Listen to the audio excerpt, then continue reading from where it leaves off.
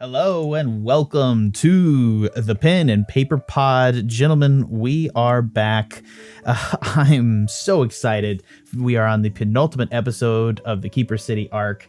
I'm, of course, joined here by Trevor Flynn playing Scree, the Kenku rogue. Hello, how are you today? Hey, I'm good. I'm also joined here by, all of my fucking screens are messed up again. Thank you. No. Actually, it's just this. Okay. So, yeah, it's just, man, y'all keep moving. That's I can't trust you. But I'm also joined here by Edwin Reyes. We don't know who Edwin is playing, because technically Chuck is dead men tell no tales. Technically, he's currently dead. Yes, this is correct. So we shall see what the sitch is, and if he continues to live or what's going on. And everybody's stuff is crap all of a sudden. Great. Well done. I'm really glad we get to do this during the roast, and I got to have this intro be me correcting the screens. All right. Anyways, I'm also joined here by Tanner playing Ashe Fallbright, the half-elf sorcerer. How are you, Tanner? I'm doing good, but I'm a little nervous about what's going to happen tonight. Yeah, there's a lot of stuff that could happen, a lot of stuff to take out, but we're going to go ahead and get started right here with the recap, and I just want to go ahead and say a couple things. We will be doing some stream giveaways eventually. That is a foregone conclusion that we were going to do it, but I couldn't give it away, I couldn't give it away before Tasha's is actually released tomorrow, because I really wanted to give away Tasha's Cauldron of Everything, which we'll be giving away next Monday. We'll be doing some talking. We're going to be getting a run-up getting set, so stay tuned, get in touch if you're here for the giveaway. It'll be next Monday. We'll be doing some questions during the session. You can answer them in chat, and I'll get your Twitch contact, and we'll be doing the full-on Twitch stream rules where we can be doing a full-on giveaway. So stay tuned for that. If you get us to more subscribers, we're hoping to break a couple hundred followers, and maybe in that time we'll be able to do a couple more giveaways that time. So stay tuned for that. And again, one of the other things too, we're the Pen and Paper Pod. We're the D&D arm of the Tuscan Shed Media Network, which includes other casts such as the Movie Gang Podcast, Animania. A lot of these guys are on here for all those other casts as well. Obviously, Ed is usually in a better mood and much more chipper. He's just sad because his character died. What do you mean? Yesterday. I am a bag of sunshine, sir. Usually. Cheerio. Usually. But anyways, check out all of those and then head on over to our stuff. We would really appreciate it. I also wanted to let you know that we officially have our podcast feed back up live. If you're listening to this in podcast form, that's super awkward talking about the feed and how it's behind everything. But anyways, it is. We'll be catching up over the holidays on all of our backlogged podcast episodes. Next week, we will be releasing the first episode of season 3 onto the podcast feed. So stay tuned for that. If you're like me and you listen to 90% of your D&D's content via audio only podcast, I'm here for you. I understand. We're gonna get it for you. Just you wait. The content is coming. So without further ado, let's go ahead and begin. And I have a little bit of a recap just to make sure that we're all on the same page, because I'd hate for anybody to get lost here. Last time, so I just want to go ahead. This is more of a Keeper City recap, so let's just go ahead.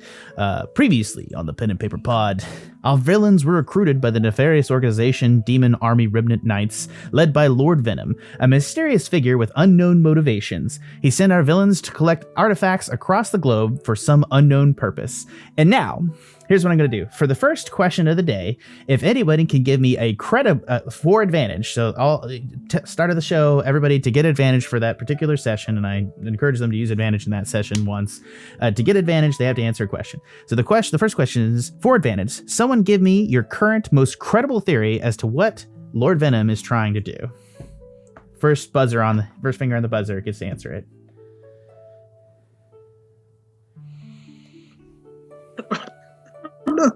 I got an answer. Go ahead, Ashe. He's trying to summon Bargoul. All right, good. Yeah, you get advantage. Easy as pie. All right, you want to ask? Do I believe that? No. You don't believe that? Why don't you believe that? Is that just because you know me as a DM, or what do you think? Well, everyone's just gonna betray everyone eventually, Yep. This is not the positivity podcast. I will say it's just it's great. I mean, we were talking off camera of how the nun didn't really betray us because we were never really together, but it was a betrayal, but it wasn't. She's just playing the game. Just like, you respect the game. All right, perfect. All right.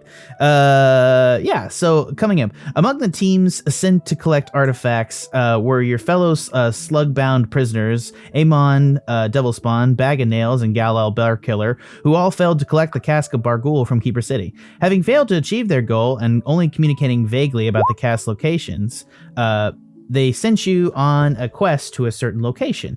What family-owned casino was the cask located in? Name the family name. Oh.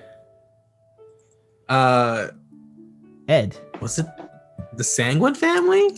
I'll give you partial credit. I don't know how I would give you partial credit because it doesn't make any sense how I would give partial credit. Try no one more partial time. credit, I guess. Try one more time. You're absolutely right. It's like very much there. You're missing like a vowel. Sanguinum? Yeah, there you go. Nailed it. Got the blood in one. Yeah, the Sanguinum family. Our heroes infiltrated the casino and only to discover a double cross by kingfishers in an attempt to capture more members of Dark and turn them into automatons. Sensing an opportunity to acquire the sea axe, an object with the power to awaken her secret patron Lord Cthulhu, Saint Helena, still masquerading as a saint of the Church of the Trinity and a kingfisher knight, rescues the party and convinces them that the kingfishers are up to no good, which was honestly a pretty easy sell, because yeah. She then gives the party just enough information to lead them on a path of discovery, revealing that the cult of suffering has been murdering people in Waterdeep, utilizing canisters made by the Institute of Kindness and Dr. Glim Garrick to capture their last moments of suffering. Unknowns to the party, these were being used to contain Cthulhu and keep him in an eternal sleep. Our heroes thus cast out on a path of destruction and killed and Our heroes thus cast on a path of destruction, killed and resurrected Carmilla Sanguinum, the Bat Vigilante of Keeper City. Summoning the axe from Lord Venom, they have now disabled the barrier between realities, and St. Helena has claimed the axe of Bargoul and plans to use its power to finally awaken the Great Old One. Our heroes were greatly outmatched by her forces, including the turncoat Bag of Nails and a bloody angel, and unfortunately Chuck Angus has fallen to these foes and died before Scree or Ashe were able to save him. For advantage, why did Bag of Nails turn on you? That's your question, Trevor.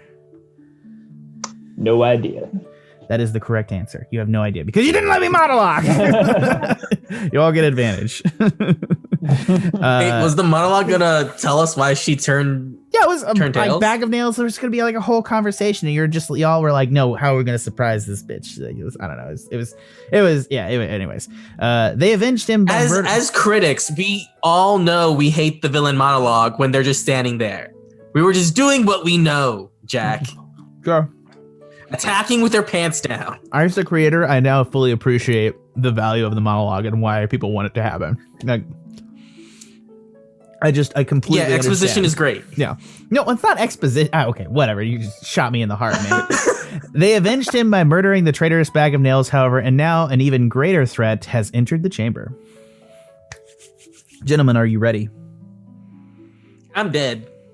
No, you're not there. I am ready. I debated putting a skull and bones icon over your face for the first half of this cast. Okay.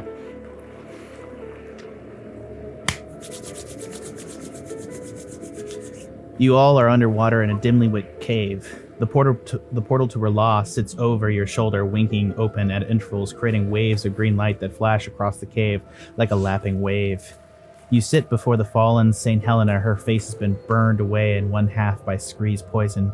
Her skin is pink and bubbling like old chewing gum and is peeling away from the skull on one side, revealing the white bone of her skull. She holds a staff in one hand with the gold key of pride and the head creating a sunblade scythe. In one hand, she holds the axe of Bargoul. In the other, she's flanked on one side by her angel, who is being controlled by the red thorn collar around her neck. It's currently weeping blood as it bites into the angel's skin as if it is pressed to continue controlling her. Bag of Nails lays dead beside her, his gun blades crossed over his chest as he fell. Chuck lays behind you. No longer breathing, his body is beginning to cool and float upwards like a beloved goldfish drifting to the top of the fishbowl, belly up. His flesh is changing as the magic of the spell that kept him in his form of Chuck Angus ebbs and reveals the twisted form the mind-slung wrought upon its victim. The body looks like an overgrown slug. the long tentacle-like appendages with a wide, mini-toothed opening, unsimilar to a mouth. The eyes are wide and dull, like a fish's black eyes.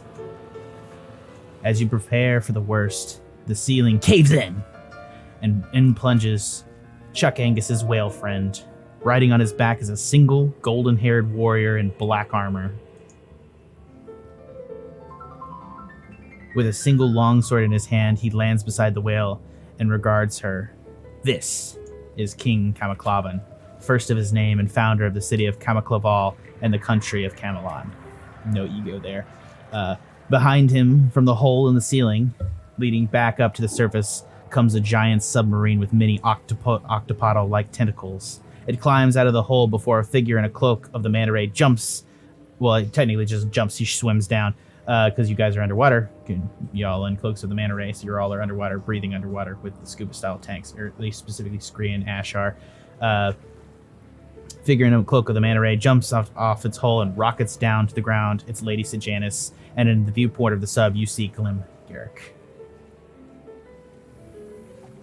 All right. Yeah. So you actually see all of these people here, and they are now coming to stand in front of behind you. And I just want to go ahead and show kind of where we are on the room. Just right behind you guys.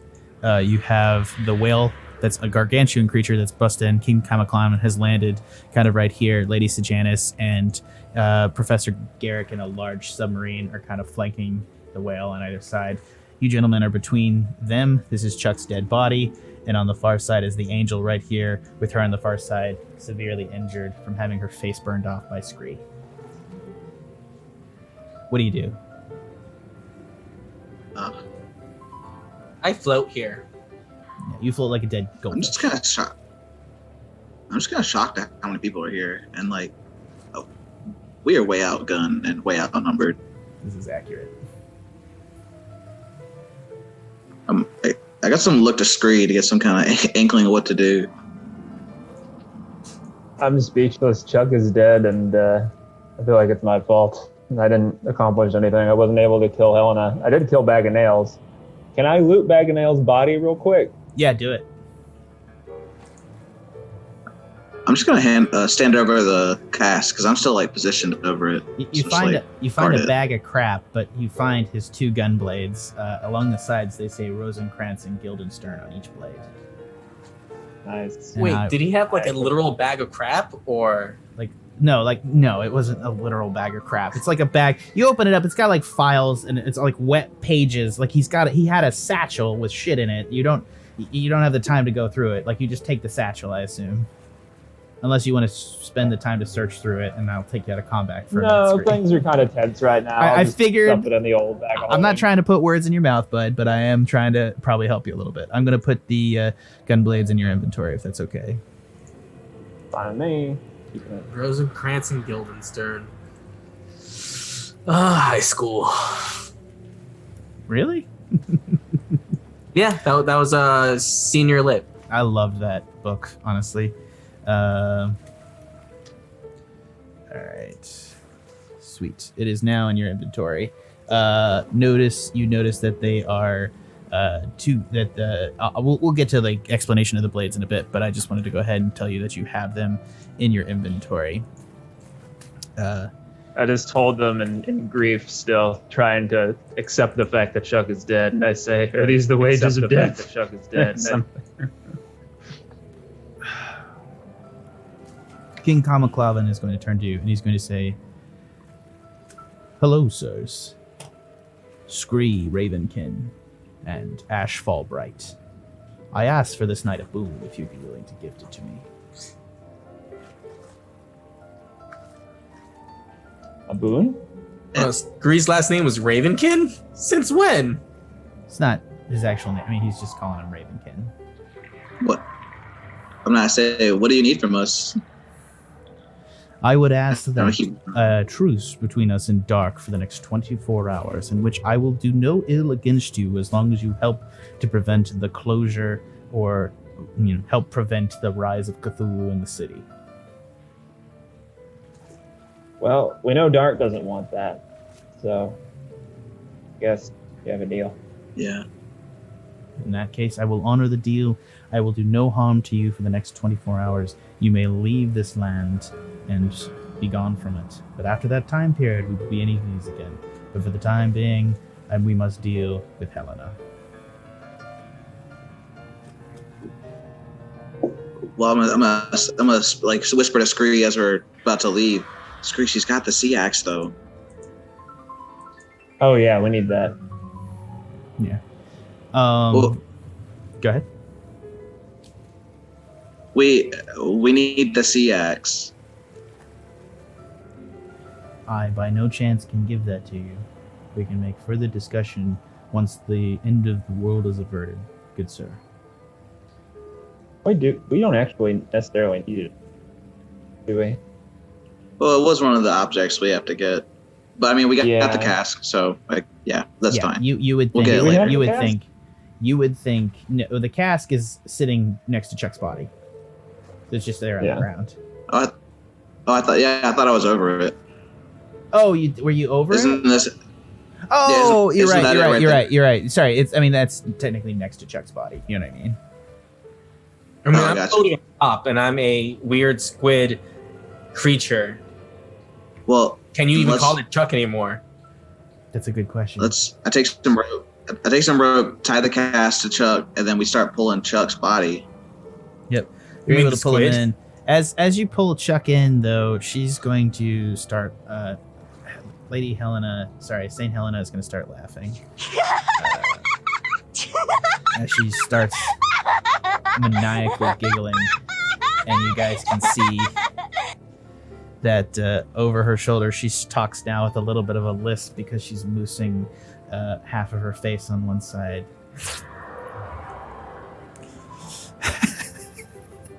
Is this what you thought?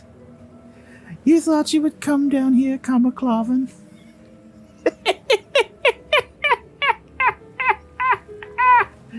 It's too late. These idiots have broken the seal on my lord. And, I have the axe. The end of all things is nigh. Welcome it with me, my friend. And he's going to turn to her, and he says, "Please, Helena, you need to stop. You need to stop this now. You can stop. You can choose to put down the axe. You can choose to be somebody else. I know what drove you to this in the end, and I'm sorry. I'm sorry it's changed all of us. But please, killing more people and everybody that's ever lived is not the answer." What do you guys do? I'm still tying Chuck up. Yeah, you got him squared. I love that laugh. Yeah, she's going, she's just kind of, she's almost spittling out one side of her mouth. It's like literally the bones and teeth are exposed on one side of her mouth and her jaw.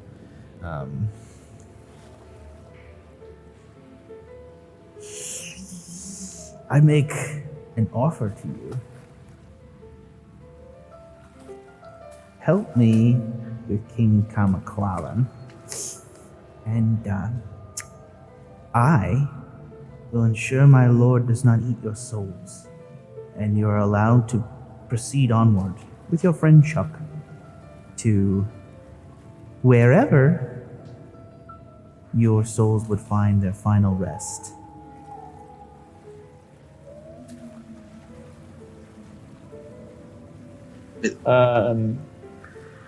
Can With we? Chuck? What? Did you guys just say what? What'd you say, Ash? With Chuck? Like, what? You killed him. And I will be a mercy to kill you. As soon the souls of earth will be consumed by my lord, and those who have not yet left it will be tortured beyond anything that they can imagine. So please, take my mercy and I die turn here. to. Go ahead, Scree. Can I talk to? Can I talk to King Cameclevan and say? Yeah. Is there anything you can do for our friend if we help you put her down? I'm sorry, Ravenkin. Unfortunately, it is beyond my power to help him. There are powers that might be able to bring him back to the life. But I incense in him a good many people with fingers in that pie. That's a weird way to put that. He didn't say that shit. Chuck's a pie and people who got fingers in it. I'm sorry.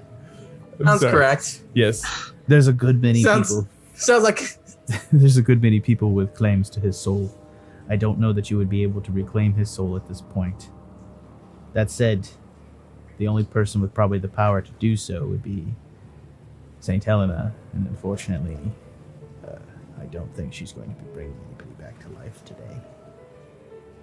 Quite the opposite, really. I guess we might as well keep killing her then. Agreed. Yeah, her offer isn't that good. Then let's be about it. And but before he says, but hold. She must not blow the flute. We have to stop her from blowing the flute. For What flute? the sea axe is a flute, remember? The haft had like holes in it, and then the back of the axe had like a plank, so you could play it like a flute. Oh, yeah. it's a giant dragon sword, dragon dagger, Power Rangers reference. I am so fucking glad that you did that. She plays the flute. Oh no! She played the flute. I couldn't not, because he literally knew. I love how we're on the same wavelength sometimes, Chuck. I just love that. I love that we both had the same goddamn thought, and I literally had to track down the actual sound effect for the dragon sword. Anyways, this is a tense moment, so I'll actually be serious. At once upon a time, that was my notification sound for my phone for like everything. Phone calls, texts. Yeah. I had the Power Rangers beeper. Beep, beep, beep, beep, beep, beep, forever. It was amazing. So anyways, gentlemen, as you guys continue on here, what's going to be happening is that I have a couple of things.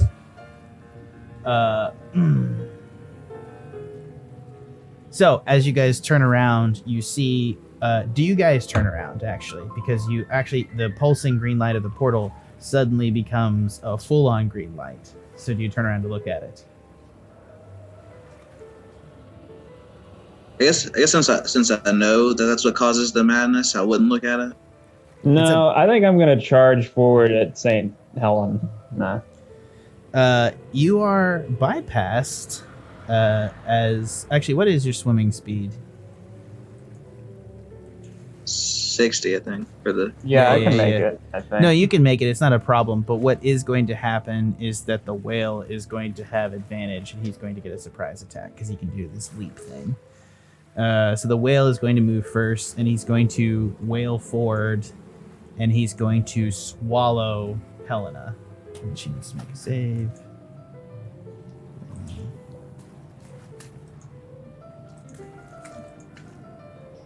And she's going to make a dexterity saving throw. And she'll do a 20, so she'll pass. But I'm going to give the whale advantage. She'll fail. Okay. She fails the saving throw, and the whale swallows her, leaping over the angel. And as the whale swallows her, it's muffled. And then the battle angel is going to turn around and begin trying to cut into the whale. King Cameclevan is going to put his hand on both of your shoulders. What do you do? I recoil naturally. All right, as you recoil off, he's going to turn, and he's going to do like some hand gestures at you, Scree, and he's going to Thieves' Cant through the water because he's been using some telepathy till now. He's going to signal to you in Thieves' Cant, and he's going to say, Kingfishers must fight incoming army. kill the angel save the angel so it won't hurt the whale. Save him. And then he signals back. Can we just kill him? Whale is avatar of Ondi.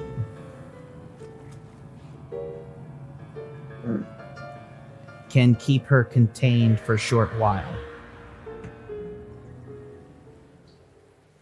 Oh, I see. Okay, let's get that angel. You say this underwater.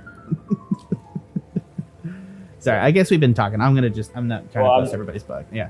I assumed at some point we could do this. But let me just go ahead and continue on. He's going to say Tanner now has a telepathy sure thing, don't you? Yeah, Isn't that what you said? Yeah. Anyways, I'm just going to make this easier so just everybody can do it so that we just Scree Ashe. You must stop the angel from freeing her from the whale. If she gets out of the whale, she'll be able to keep singing. It's muffling the effect of it right now. The aboleth that you fought before, there are hundreds of them about to come through the portal. We must stop them. The kingfishers will go into them and stop them. You must stop the angel. Do you understand? Yes. Yes. Good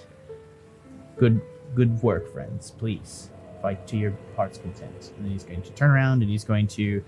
It's actually like kind of a choreographed ballet. Actually, you can actually see like kind of the work of like three friends who have like worked pretty well together. And even though Glim Garrick is crazy as a hatter, you see that he like brings the sub to the middle, and Lady Sejanus gets onto one side and casts haste on the sub, and then he jumps on the other, and the three of them together rocket forward into the portal as the squid octopus thing, the squid tentacles actually work like a propeller, and you two are left alone as the angel is beginning to attack the whale.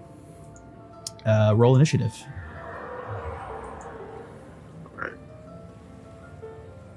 I'm dead, right? You are dead, yes. Cool. I'm gonna watch as these fools die a horrible death. Nice cheering section there, Chuck. Perfect. First up in the order is Ashe. No, I got a 14. Scree got a 15. Oh, okay, my bad. Oh, yeah, I read it wrong. Sorry. Go ahead, Scree. You both are next to each other. In the order, right? Yeah, it doesn't. Yeah. I'll rush the angel and attack with the stun blade. Gotcha. And boom blade it.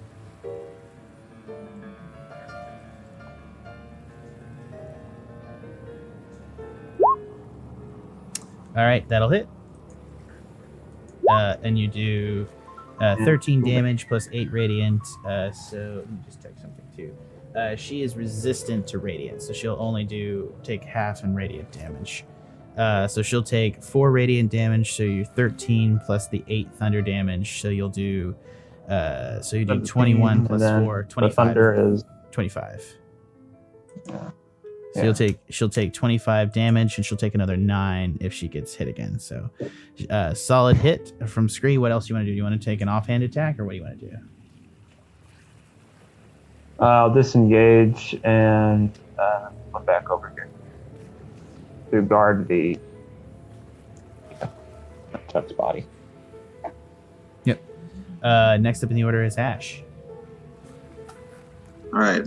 Ashe is going to do what a blaster caster does. Just firebolt her. All right. 14 will not hit. That'll hit. Yeah, that will not hit. Her plate, she's wearing plate armor. Does a 15 hit? It does not hit, no. No, well, then it doesn't. 15 doesn't hit either. Yeah. Okay.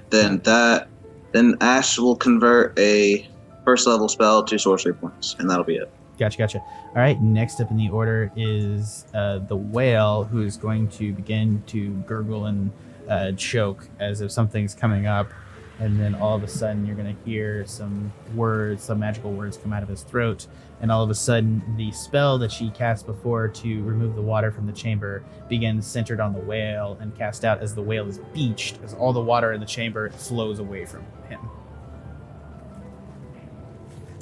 And you guys are coming down as well, and it's now again a flat surface. There's no water inside the chamber for 90 feet, centered on the whale.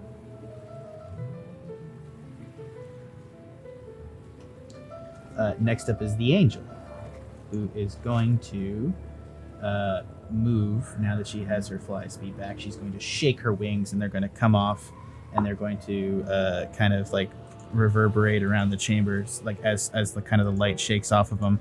And you can tell at this point, guys, that like, you know, she's been fighting this entire time, but as she shakes this off and she feels the strain of battle, she still enjoys this. Like there's still something of her in there that you can kind of see, and just like the way that she's like, she you know, Scree stabs her in the back, and then you manage to actually I think Scree, you would have gotten sneak as well, wouldn't you? No, I guess whale is kind of technically a gargantuan. Only if you count the whale as a yeah, it's rough about that. I'm not probably. It's up to you. We'll do it next time. She is going to take thunder damage if she moves, though.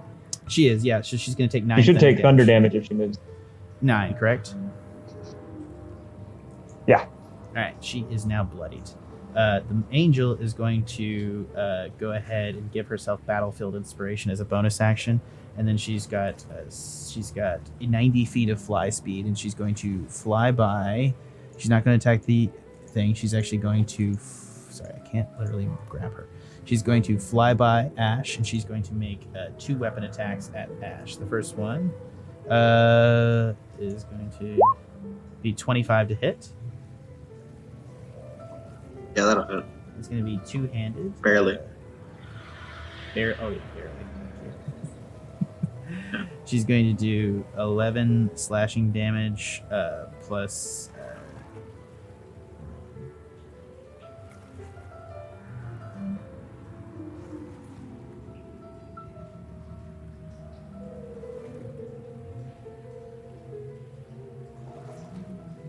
No, it'll be.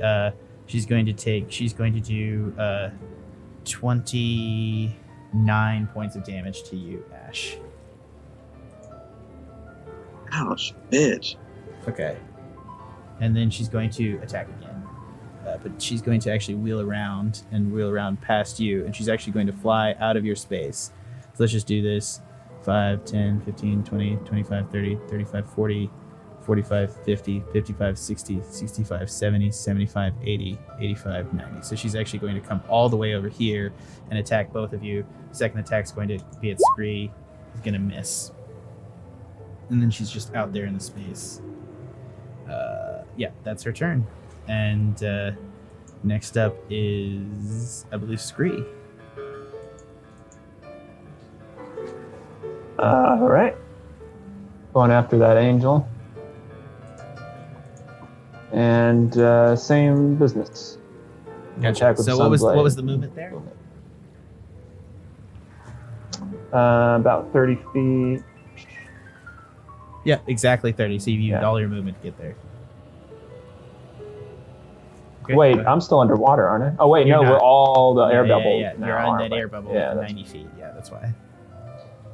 And I ruled last time that it was flat ground here, even though it looks, it's cool atmosphere, but it's like a flat space. I'm not going to do terrain and stuff.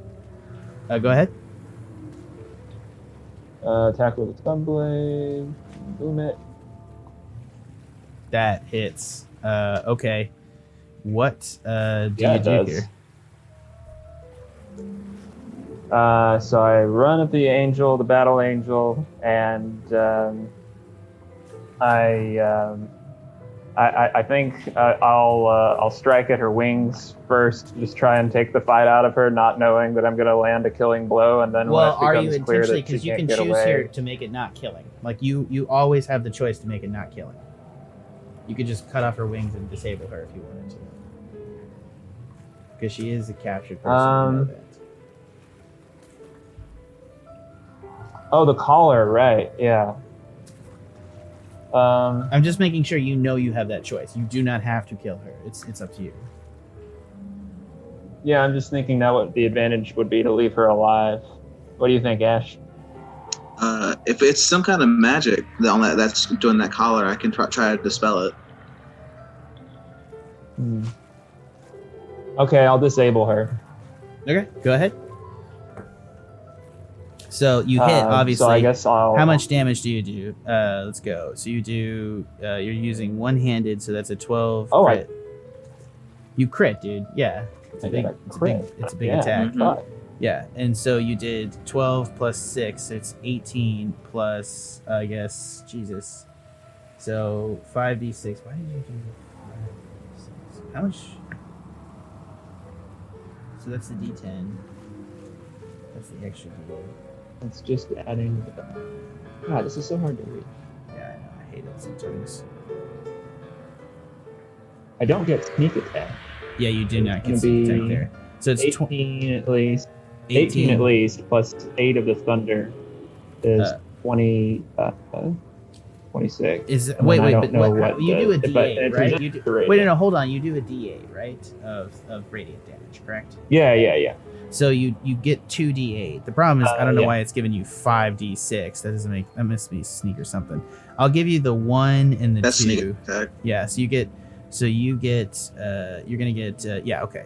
So you're gonna get 3 extra points. So it's gonna be 15, 21 plus 8 is gonna be 29.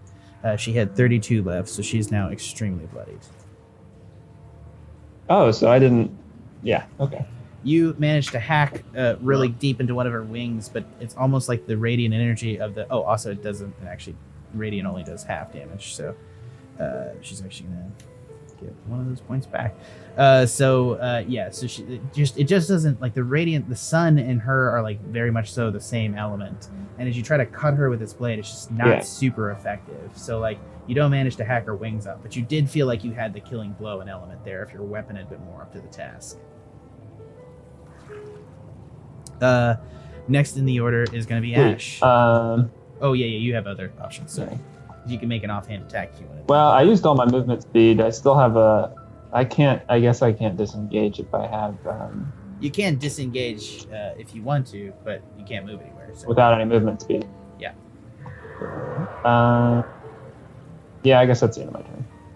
I mean, you can still. You made an attack action. If you like, there's no reason not to take an offhand here if you wanted to. Yeah, that's what I was about to say. It's like I can still do that, right? Yeah, you can. With the same weapon?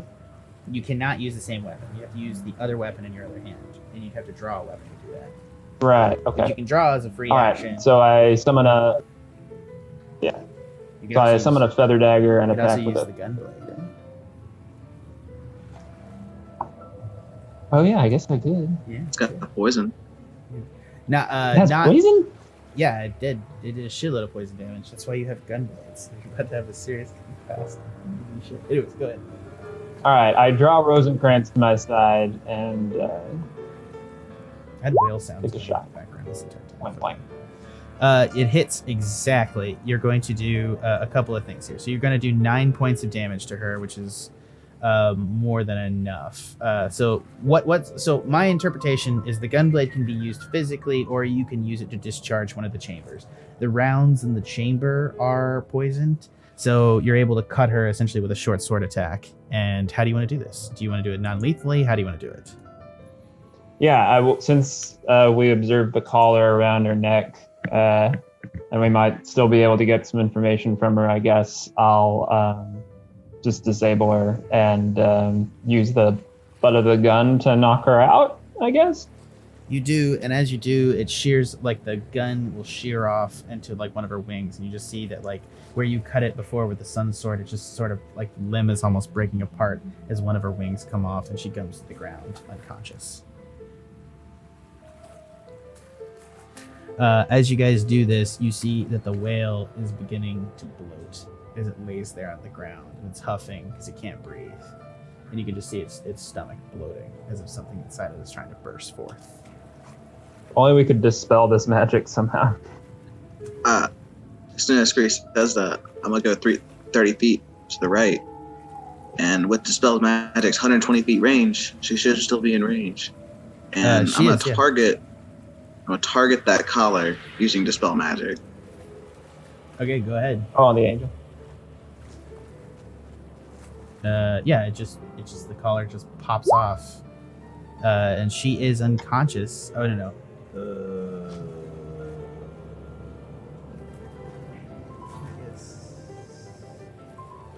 Go ahead and you're gonna need to make a DC check though. Do I know what the DC is? No, it's just a straight spell check. I'm not gonna tell you what the DC is. Right. Yeah, you get it. Nicely done, sir. Nicely done. The collar pops Yes. off, and now the angel is unconscious on the ground. Is the collar still there? Yeah, it is. You can pick Or it was up. it like a spell? No, it's I not a pick it spell. up, Like yeah. the collar just pops open. It's like some sort of slave collar. Oh. I mean, you can't pick it up, but Scree can. Scree, make a wisdom saving throw. I didn't decide to pick it up. Oh yeah, fuck it. I'll No, pick it up. this is your new thing. This is your new thing. Oh yeah, okay. Yeah. You're deciding to or to not pick it up. Fail. You pick up the collar. Oh, Nothing what? happens.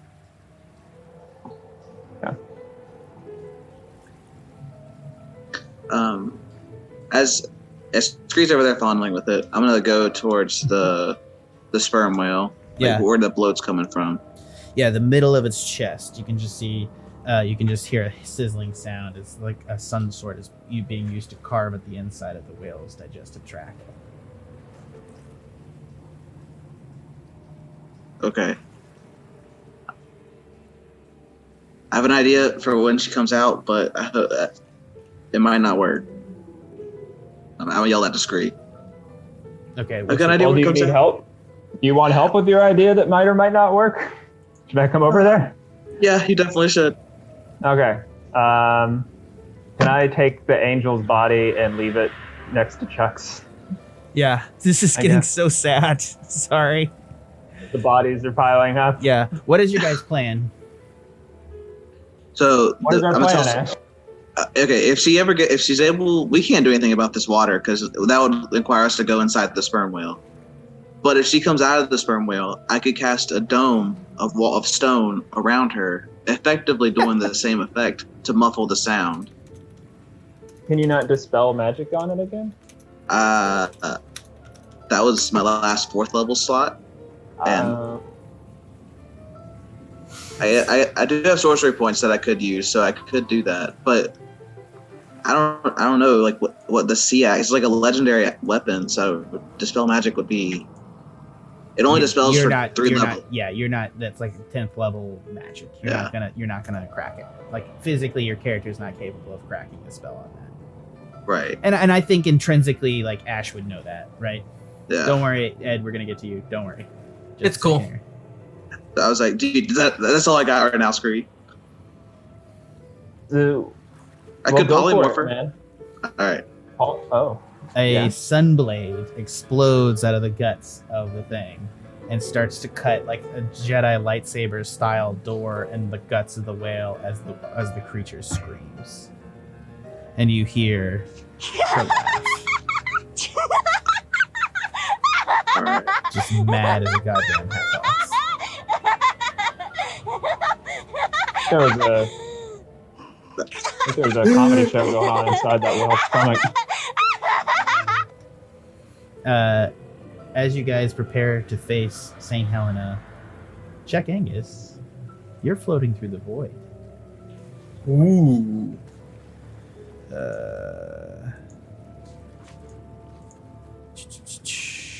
So Chuck, Chuck, you are in a mist of gray fog. Your body, though somewhat less substantial, is yours, and for the first time in a while has been yours, with the exception that a large purple creature is latched onto your neck, softly sucking on you. Not like in the fun way, in the leech way. You find yourself in a shadow bombed out city with no one around and great rolling clouds of fog covering everything you see. A green walkway set before you, leading you on into the bowels of the city. All right. I guess I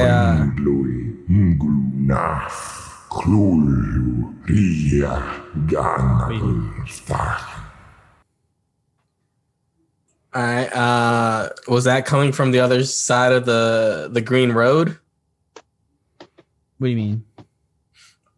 Like that sound. Where was that coming from? What sound? I heard words I did not recognize. Oh, sorry. I think I messed up. Were they? those? Yes. What are you guys hearing? The deep speech. Yeah, that. Damn, I messed up. My bad, guys. I'm sorry. It's not what I intended for you to hear. So, anyways. Yeah, like I was about to be like, all right, I'm gonna do something, and then that comes out. I'm like, no. My bad. That didn't happen. I'm so sorry. Chuck. Please continue. I guess I get up and I try and like remove the leech on my neck. It won't come off. It's really strongly affixed, and you don't feel like you have like a lot of strength. It's almost like your fingers pass through your own neck, as like they're insubstantial. You're insubstantial, as is the creature on your neck. All right, to you on a spiritual level. Yeah, Chuck doesn't feel good. Chuck doesn't know what's going on. He can't get this thing off his neck, so he's just gonna start shambling towards the green road. You said it's glowing, so the green road starts shambling. The only thing visual in this foggy city. Yeah. As you proceed onward, you come to a building.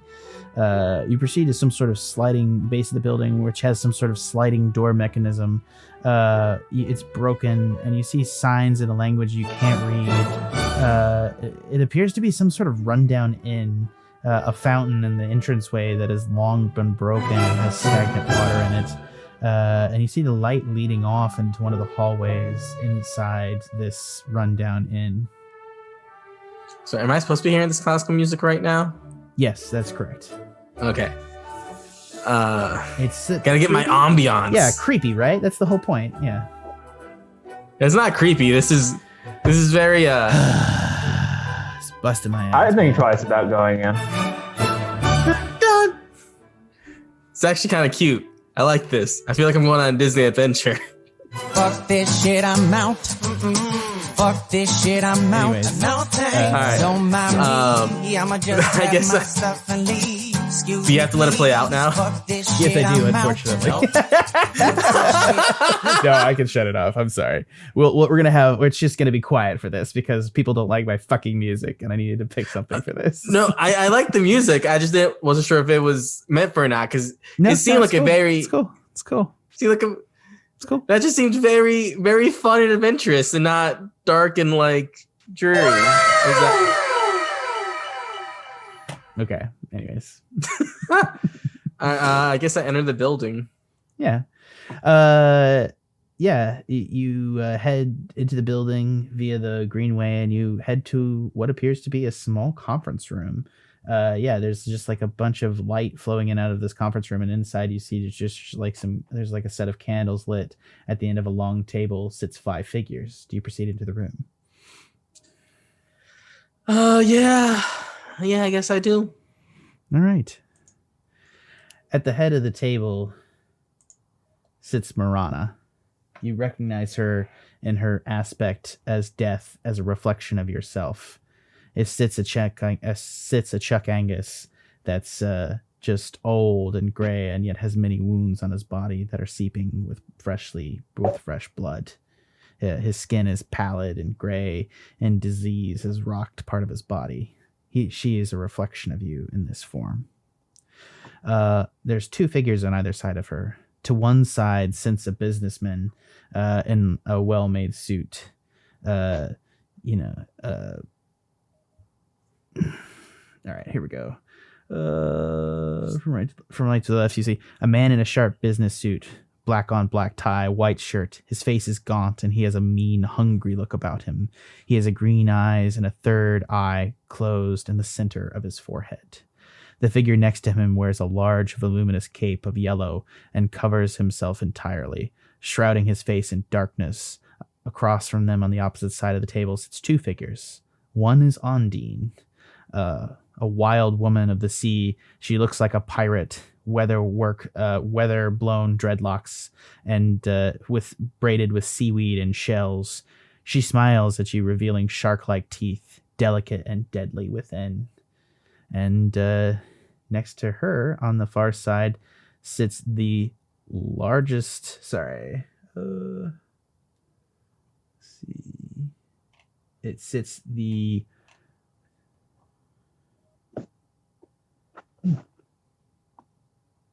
Next to her sits the largest minotaur you have ever seen, Chuck. With just a loincloth, he has a large primary horns and then a secondary set that you've never seen before. They shine like they're made out of gold or bronze. Ooh. And Marana's voice will come haltingly as she begins to speak to you. Hold on one sec. Ooh. And yes, there's a catch-up. HR meetings are hell. I'm either getting fired or a promotion, and I don't know what. Hello, Chuck. How are you? Please do come in. Is there a chair for me around here somewhere? I don't feel too. And out of the smoke comes a well-made minotaur-shaped chair with a little hole for your tail. Quite commendable. He sits down. This is a gift given for you. For you helped one of my acolytes recently restore one of my agents to life and gave me options and pieces to move on the board. It is a gift, and so I thought the best way to sort out the issues that you've engendered in yourself was to give you a visual representation that would be easier for you to deal with than coping with the very many people who now have claim on your soul. Each of the creatures here, you, because you have made choices, have given parts of yourself over the course of your adventures to various people that you have either prayed with, dealt with, or screwed over, in all honesty. They now have claims to your eternal soul. I have brought this here so that each may make an offer to you, and you may choose which to follow. Sure. I guess. I think you mean thank you. Thank you. Now with our more words. Sincerity. Thank you. Thank you. This one is impertinent. I do indeed enjoy him. The Minotaur kind of bellows next to you. He is about 3 times larger than you, Chuck. Yeah, Chuck likes what he sees in him. Like, right off the bat, he's just like, secondary horns. Minotaur. The creature in the yellow cloak is going to begin wiggling, and he's going to say, "This one has died at the gates of Allah. My brother will have your soul to torture for all eternity in the vaults of the great city. Ask nothing from me, mortal, for I am the king in yellow, and you deserve nothing. I make only the author of the quick death to be consumed, for your soul will not torment and suffer. That is the offer of Hastur." Am I supposed to say thank you to that? Like, Marana's going to look at you pityingly, and she'd be like, "No, you don't have to say thank you. You can tell him to fuck off." well, thank you. Fuck off. Death giggles. It's creepy. As you guys sit there, she continues on. Minos, would you like to make your offer? As you wish. Chuck, Angus, you worshipped me in your youth, for I am the god of your people, Minos. I have steered you greatly into great battles, and you have won homage and rights that are equal to many a warrior in my land. You will come with me to my home in the Everfield, where you will attend me as a cupbearer, worthy of a place among my hearthwarod, and we shall feast and drink this world until it ends tomorrow. And at the end we will come, and our outer gates will open, and great evil will enter this world, and we will ride forth to die by their hands in eternal glory, or however long we last. And then we will be dead. It will be glorious. And And then? Ask not what you want, Minotaur. You died in life, and you will get your final comeuppance of being able to feast in the glory of my Hearthwerod, at which point we shall have to die again for the glory of this universe. It is but a brief candle flame, but it burns all the brighter that it did indeed end. Nothing lasts forever. Yeah. Sounds dope. It sounds like a pretty cool final battle. Yeah, it's gonna be sick, dog. It's gonna be great. But then what? Nothing. We die. We have no chance against the creatures that lie outside the outer gates. They will eat the gods and shit us out. Sounds kind of defeatist. What else is on the table? You turn to Ondine next. And she kind of looks at you and she smiles and she just looks like a little bit crazy. just like in all seriousness. She's just like got this, yeah. I don't want to say Chuck doesn't really romance anyone, but the amount of crazy coming off this girl is making him go, oh. Yeah. And she says, I relinquish my claim, though I predict one day you may yet become my favorite son. For now, I suggest that an offer here be more attractive than what I can give you at this time. Hey. And she winks at you. And it is sea salt in your eyes and a beautiful sunset and everything. It is sweet and sour to the maximum. It is somehow she is all those things. Yeah. It physically hurts Chuck, and he likes it. This is the glory of the shipwrecker. Okay. Oh, I'll shipwreck her. Gross. I shipped that wreck. Oh, better. Yeah, it's better. That was better. That was much. Okay. Anyways, and then the I believe I have an offer to make you. Oh. This is just death. No, I'm the 3-eye over here. Okay. What's your offer? You met me long ago the first time you died when you saw my true face. And since then, I have been keenly aware of your adventures. I have an offer to make. I will become your master. And then? I will give you all the power necessary for you to return to life. And then we will help to seek an alternative reality. I would have you you will not be able to tell your brothers and brethren of this pact and covenant we make.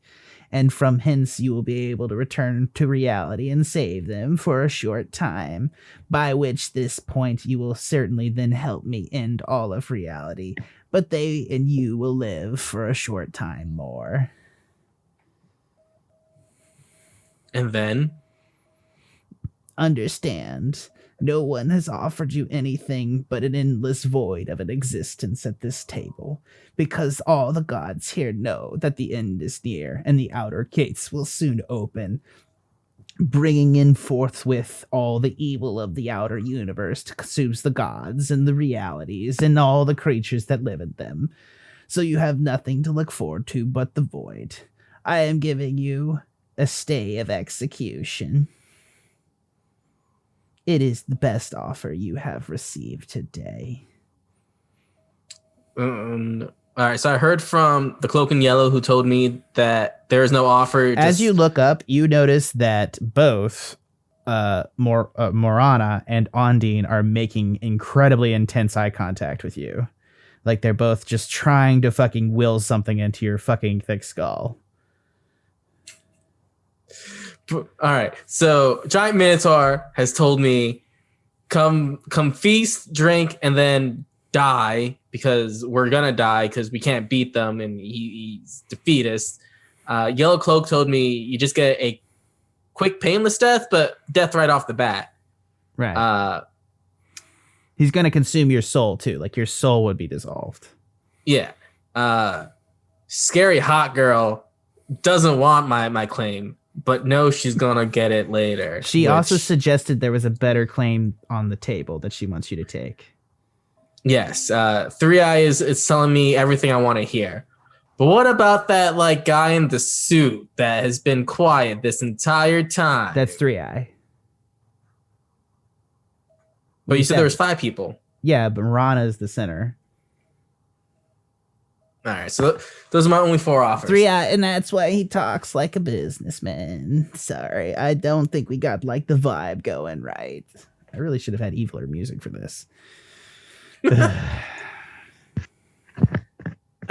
Well, clearly I'm going to go with the best offer of letting me go on, get back, fight, do some things, and not die immediately. So you'll take the pact with me. It may affect what form you come back in. Are you prepared? I have long lost my prime beef body. I was a lowly human for a long time, and if that last searing image in my mental image proves true, I was a fucking like cephalopod or some shit. And I mean, anything's better than that, I guess. And I'm pretty sure I have a couple bastards out there that if I ever want to do a whole mind meld soul switch thing, I'm pretty sure I have enough time to usurp them. I mean, like, end of days are coming. I'm just doing them a favor. But yeah, sure. Fine print.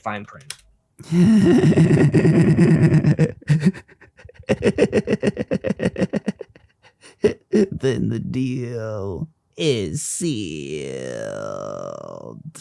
And back underwater in the cave, you gentlemen, as finally you hear her laugh as she cuts out of the whale, exploding its stomach outward, and out comes the bubblegum skull-faced Saint Helena, now covered in stinking, rotting whale guts, holding her scythe in one hand, having lost the axe of Bargoul somewhere inside the whale.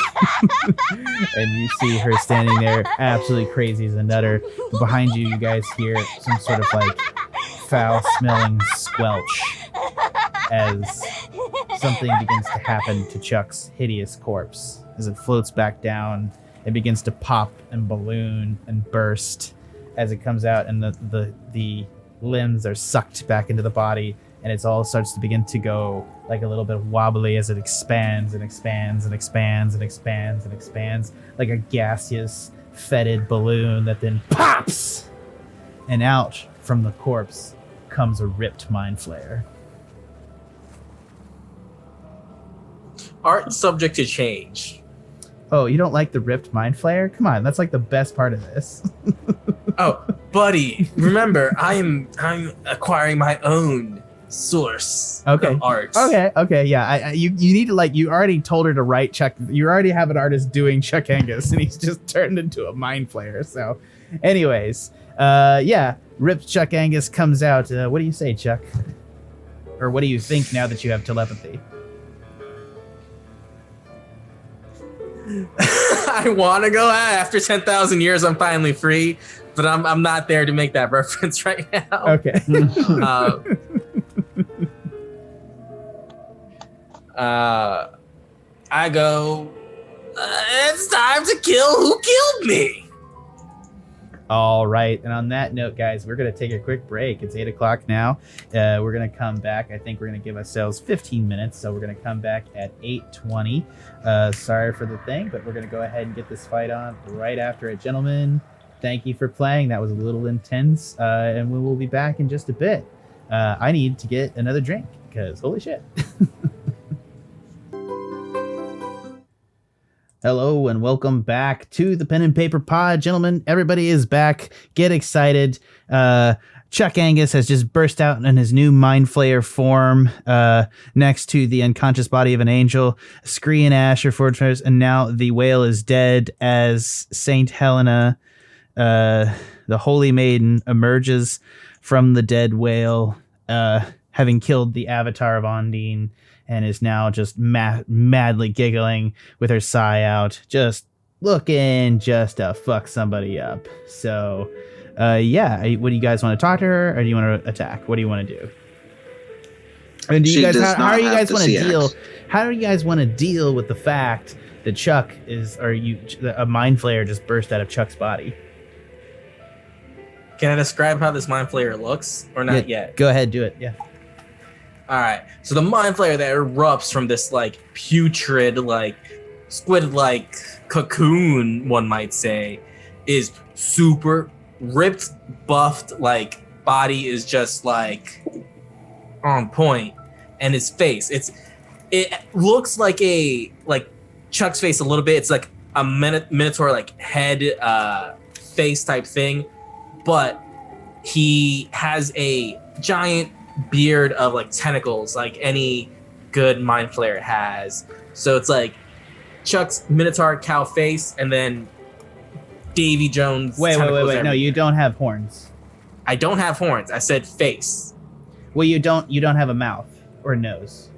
That's where the tentacles are. Gotcha, but like right. eye up, like yeah, it's Chuck's eyes, I guess. If that recognition comes across, you now also have a closed eye in the middle of your forehead, unlike most mind flayers. yes, most mind flayers are bald and have like they can have like tendrils like flowing down like hair. Correct? Yeah. I'm gonna say he has multiple tendrils. I don't know the exact number right now, but 2 tendrils from like each side go up and like curl and kind of like become horns. So they're permanent tendril horns. And yeah, so super buff, kind of like the cow head Chuck face, super buff, kind of like, Yeah. you know, tentacle mouth beard type shit. And then bald now, but like with his hair tentacles into 2 horns, to 2 impressive horns. Yeah. Impressive. Okay. Yeah. So now, yeah, you guys see this and vaguely recognize Chuck. Ashe, what were you saying? She does not have the sea axe, right? She does not have the CX. No. Okay. Well, shit. I'm gonna do the plan anyway. I'm gonna wall stone her. All right, do it. You got it. As soon as I find it. Throw it in chat real fast for everyone so Yeah. they can see. Jesus, it's a long spell. All right. Basically, it's 10 by 10s that are made of stone, and they're 6 inches thick. So she makes a non-magical wall of solid stone springs into existence at a point you choose. So you're going to make a 10 by 10. You're going to make a cube of stone around her, correct? Basically, yeah. Solid And then making sure to cut her off from going back in the sperm whale. Gotcha. Okay, yeah. Each panel has an AC of 15 and 30 hit points per inch of thickness, with 3 inches, so that's 90 hit points. It's 6 inches. I see 10 foot by 20 foot panels that are only 3 inches thick. Yeah, but these are 10 by 10s though. Yeah, so it's thicker, but it's still. Wait. What do you mean 10 by 10s? Yeah, it's still only 30 hit points.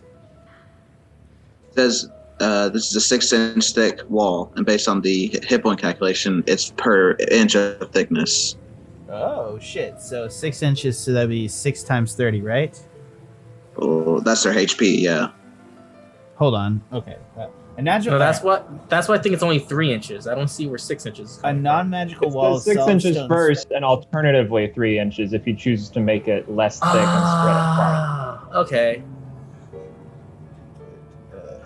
Yeah, so that would mean that the wall has 30 per inch. So it has 30 hit points per inch. It's 6 inches. I can do math. Totally. I can't. That's fast. times. You solve puzzles like no one's, but yeah, it has 180 hit points essentially. Minotaur Each Public session. Education doesn't do math. It just does puzzles and logic. Because that's actually most famous Minotaur was in a labyrinth. So what's going to be in a labyrinth? Puzzles, not math. Puzzles. So she is going to begin attacking the inside of her cage with her scythe, which you're actually going to hear sizzle, and it goes, and she's going to attack it a couple of times. First time is going to hit, and she's going to do 41 points of damage. She's going to attack again, and she'll miss on the second one. So so you got 180 minus 41. 139. Yeah. I got it. And that's just for that panel. Right, but she can cut through just the one panel and get out. Correct. Yeah, that's correct. Yeah. So she's And then coming straight out. that'll be it. Yeah. So it's she's just gonna start whacking at that wall on the inside. You guys, I'm gonna go ahead and roll initiative, just so we get established how long or what you guys want to try to do. Sound good? Yeah. Alrighty. Go ahead. Remember, you have a new encounter roller, so you're going to roll your dex as Mind Flayer, Chuck. 11. Sorry. Oop. Sorry. 11. Where's your Scree? Oop, there it is. You got 22. He's 12. Jesus, Scree. No, Scree has Scree 22 initiative. Yeah. So 12 for Ashe, and then 11 for the Mind Flayer. Yep. And then let's just talk a little bit of this. Yep. And first up in the order is Scree. I don't think I've fully comprehended that Chuck Angus has returned to us yet. Whatever is going on over there. I don't think I know that it's him, so I'm still leaden with guilt that I failed to save Chuck Angus, and I'm gonna say for Chuck and rush in to attack Helena yet again. How? She's in with- case. In stone. Oh yeah, shit, I forgot. Sorry. Fuck. I will. Actually, I don't think there is anything I can do if she's inside the wall. Can I? Is it open at the top? Can I pop up there and cast a spell down? In her? Yeah, you can't. Yeah, it's like he's boxed Okay, her in. well, I didn't think so. It was just I think his goal here is to try to skedaddle, correct? Yeah, or at least get a chance to buff up and take her down, because I can't take her down. Because how many health do you have? 3. Oh shit! Did you forget we got really fucked up last week? I did, I guess. Yeah, well, that's. I mean, I forgot it was that bad. I think we are establishing whether or not what's the plan here, because we have one health potion left, but that's one. Bet you didn't use to save me. Yeah. I said I was guilty about it. My character is. at least. Also, you have this new character title. This character right here, you can control that, Ed. Okay. Put him right over Chuck Angus. Yep, That's who he is now. Chuck Angus, the Mind Flayer. Anyways, please continue. What do you guys want to do? Do you want to try to hunt for the axe? The cask is right there. Oh, yeah. Man, that's not a bad idea. I guess we could try to get the. Do we need the axe anymore? I believe it's still a super legendary item that's It'll be important. good to have. You remember that he said specifically to you that do not lose it because they needed it. So yes, you guys need the axe. All right, let's go get the axe then. Like Jonah, let's go in the whale. I can't remember. Are we still? We have an air pocket, and the whale is beached, right? Yeah, she's using a concentration spell, and she's actually going to do 2 more attacks while you guys try to move in on this. So she's going to make 2 more attacks. But is it legendary? Because it's Scree's turn still. Well, it's not his turn, and you guys are talking about what you're going to do. So you're out of combat now, I would assume. Oh, I'm not going to let you Okay. talk forever. I'm sorry. That's fine. I just thought we were initiative. No. I did initiative, but then you guys. I was talked about to say I can move towards the shark to try and get the CX or the All right. I'll let you do it. All right. Yeah, she moves next turn anyway, so it's not like I have to waste that massive crit she just pulled. 29 crit. So we're gonna see how much damage she can do with a crit. I think it is like 50 points. You see it on the stream. It's real. So I know you guys can't see my rolls, but you can see my rolls on the stream. So she disc crit. All right. Yeah. You pull up to the whale. You can use your action to search inside the whale's guts for the sea axe. I do so. Okay. Roll me. I guess investigation into the guts. Are you gonna jump into the guts? Or are you just gonna sort of stay on the outside of the guts? Just jump in. Okay, you get advantage. Go ahead. Okay. Now you're covered in whale guts. Good, because that was a shit roll. That's what I asked you before you rolled. I'll say that. Yeah. Okay. Yeah, you're able to come back out with the sea axe in hand. All right, that'll be my turn. I've used up all my movement. All right. Next in the order is her, and she's going to make that attack. So she's going to do 29 to hit, which will be 7 plus 6, which will be a crit. So she's going to do 13 base damage and 50 necrotic damage to it. So she'll do. Wait, what is she attacking? The The wall, whale. the same place on the inside. Oh, the wall. Shit, right. How yeah, much? yeah, yeah. How much Fuck, was I keep left? forgetting about the wall. How much was left, Ash? It was like 130 One. something. 139. Yeah. So she's gonna do 60. So she's gonna do 63 points of damage to it, and So then she's 6. yeah, she's gonna attack again, and she will hit it this time for another attack with 23 necrotic and 8 slashing. So that'll be 31 points of damage as well. All right. Is that 42? Yeah. So it's all that's left is 42 on this on the panel. You guys Yep. are beginning to see Qui-Gon Jinn style as she starts to cut through the wall from the inside. But next in the order is the turn. It is Ash's turn. Well, now I'm gonna start to flee like 30 feet, but like I'm gonna look at this mind flayer and it's like, oh shit, what more can go wrong right now? Yeah, you can. And then, actually, yeah. What do you want to do? I'm sorry. Instead of going that way, I'm gonna go past it, and then try to get the Yeah. cask. You're not very strong, but you're able to be lift it up onto your shoulder and be encumbered. All right. And I was like, please don't hurt us. We're just trying to leave. In your head, telepathically, you just hear, "Good, you filthy half-elf bastard!" Oh god, I hate half elves. God, fucking Chuck can cast plane shift now and dominate monster. So heavy level spells. Well, he can cast them. He can only cast them once a day. For my bonus section, I'm gonna convert 4 sorcery points to a 4th level spell slot. Cool, you got it. That's it. Okay. Next in the order is Chuck. All right. Boo-doo. Chuck Because is you gonna forced me move- into this order, she's gonna get out faster. I love you so much, Ash. Just saying. You're welcome. Come on, go ahead. Chuck is gonna move this way. Would Ashe be outside of a 90? What is my? Are you trying to do Mind Blast? Yeah, I'm gonna mind blast her inside of the fucking. Correct. So we'll go through the wall. What was Yeah. that, Katie? Oh, I think you go into the settings on the PS4, so you'll have to go into there and check them out. I'm sorry, I don't know. That's probably because I'm a crazy person.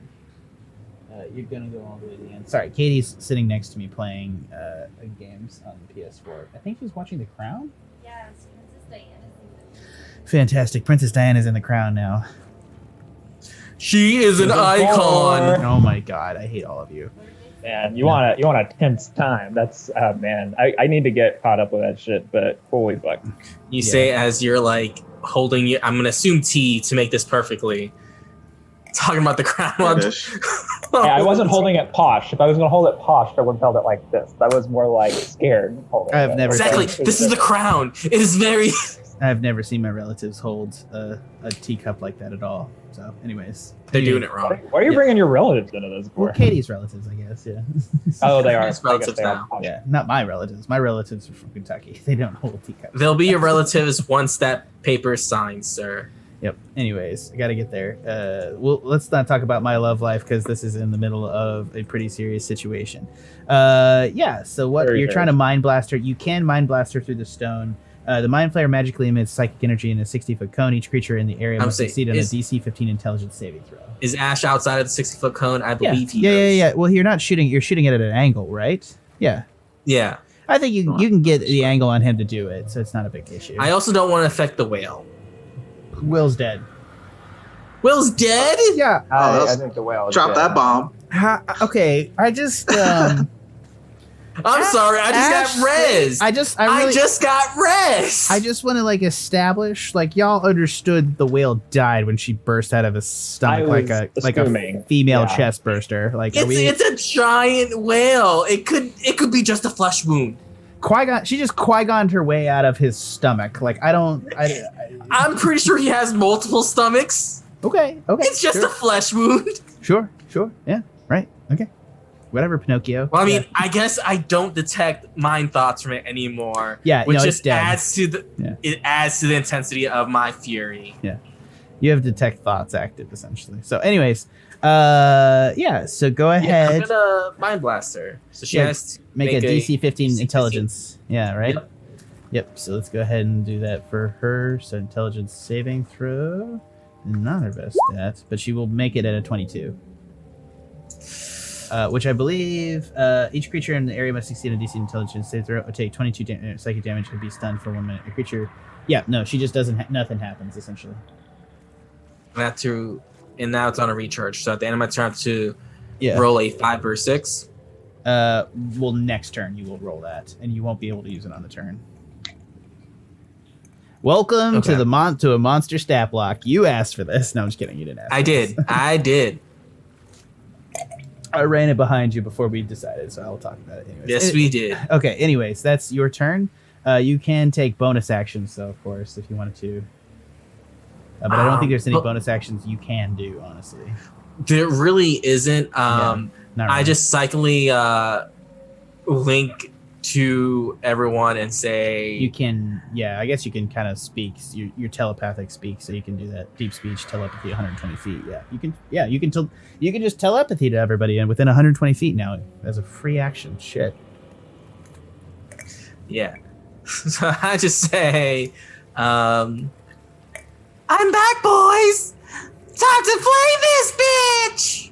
I is this your mind flayer voice? Because I'm horrified. For now, You know, I'm trying it out. You know, voice I mod just is like assumed y'all a have been free. workshopping this for a week. No, it's not. That's not. I was not involved in the workshopping of that. So, anyways, I'm just going to. Yeah. Don't, Trevor. We're being invaded by bots. Yep. Beep boop. Yeah. Anyways, so it is now, I believe, at the top of the order, Scree's turn. And then it's her turn again, which I think there's only 40 points left on the wall, correct, Ashe? 42. Yeah. So do you guys want to... I will let you, at Scree, want to give up your turn, I will let you attempt to book it with the axe out of there if you want to do this. Yeah. So, What else am I gonna do? do you guys want to just try to escape? Yeah. Okay. With the angel's body and the cask of You're gonna try. Bargoul? Okay, so I just want to establish this because you no longer have Chuck. Like, Chuck's new strength score is 0. So, What? yeah, That's Chuck. pretty funny. Yeah, no, Chuck has a The strength of beefy 11. body is just like Yeah, it's just for show. squishy. It Yeah. looks beefy, Yeah. It's a but it's balloon. squishy. Chuck, Have all also, those just tentacles and you just- can't carry shit? for the record, Chuck now has an int of 19 and a wisdom of 17 and a charisma of 17. Just for all of you guys to know this. Like, Chuck's that's not new good. stats are like out of this world, but also terrible. His charisma boost from 10, wisdom boost from 10, and what We was all know the the wisdom is up and the intelligence, I assume. Yeah. strength is down. Strength is down from a 20. Yeah. Strength is So non-existent, my point is apparently. that your carrying capacity. I think you got the cask of Bargoul, the angel, and you have the axe. I think the two of you are going to be encumbered, but you can try to run for it. You're going to hit the swimming wall, and it'll be easier to swim with them once you get outside. I'm gonna yell to the mind player, get the angel. Yeah. So he scoops it up over his shoulder. He just like wraps his tentacles around her head, just kind of dragging her by her face, very creepily.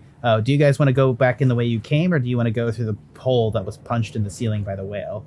That seems like the most direct route. All right. You have to head over to the side unless you want to try to head straight up somehow. Do you guys want to try to use the whistle, or what do you want to try to do? Oh, could we? Because it's in a shell out could. from the, so it's emanating from her within 90 feet. You can go over to the you can see where the bubble begins. You can go over to, you can walk straight over to the bubble, get out of the bubble, and then use your cloaks to swim upwards. Yep. It just got to be like a right angle. So you'd have to like walk 90 feet from where you are. Sorry. Sorry, my the dog's circle of it. barking. I'll be right back. You're fine. You'd have to walk about 60 feet, and then you'd have to go up probably about 90 feet. Yeah. I say let's do that. All right, as you guys head into the water, Chuck, you now realize that you can breathe underwater. You don't need Do I have to breathe at all? I mean, you would have to breathe something, but you have like gills. You can like. So. This water is toxic, but usable. Yeah. No, you feel right at home in this eldritch muck. Anyways, you head into the water, into the wall of water, pop on the other side, and you're able to proceed upwards to the hole and kind of speed out of it. You hear a cracking behind you as the rock that was containing her cracks open and splits open, and then you hear her crazed laugh as you hear giant wings explode out of her back. You can't really see it from here where you are, and she begins to pursue upwards, following you into the hole as she allows the water to flow in on herself, and she shoots up at a race. She's now chasing you.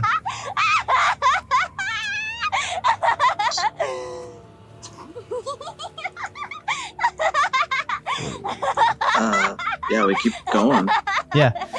Go ahead and so you guys are proceeding up a tunnel straight up that's been literally burrowed through the rock or the outside of this pyramid by a whale that crashed through it. As you guys proceed up the waterway, you're able to proceed at 120 feet. Her speed is not quite as fast. You're slowly losing her, but she is heading up through the at just rapid speed, just like using her massive, like new black wings to propel herself through the water, and she laughs maniacally as she runs at you.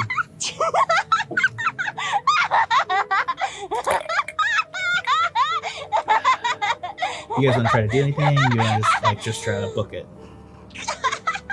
Can I roll my recharge roll yet? Yeah, go ahead. All right, that's just a D6, correct? Yeah, just roll a d6. Boom.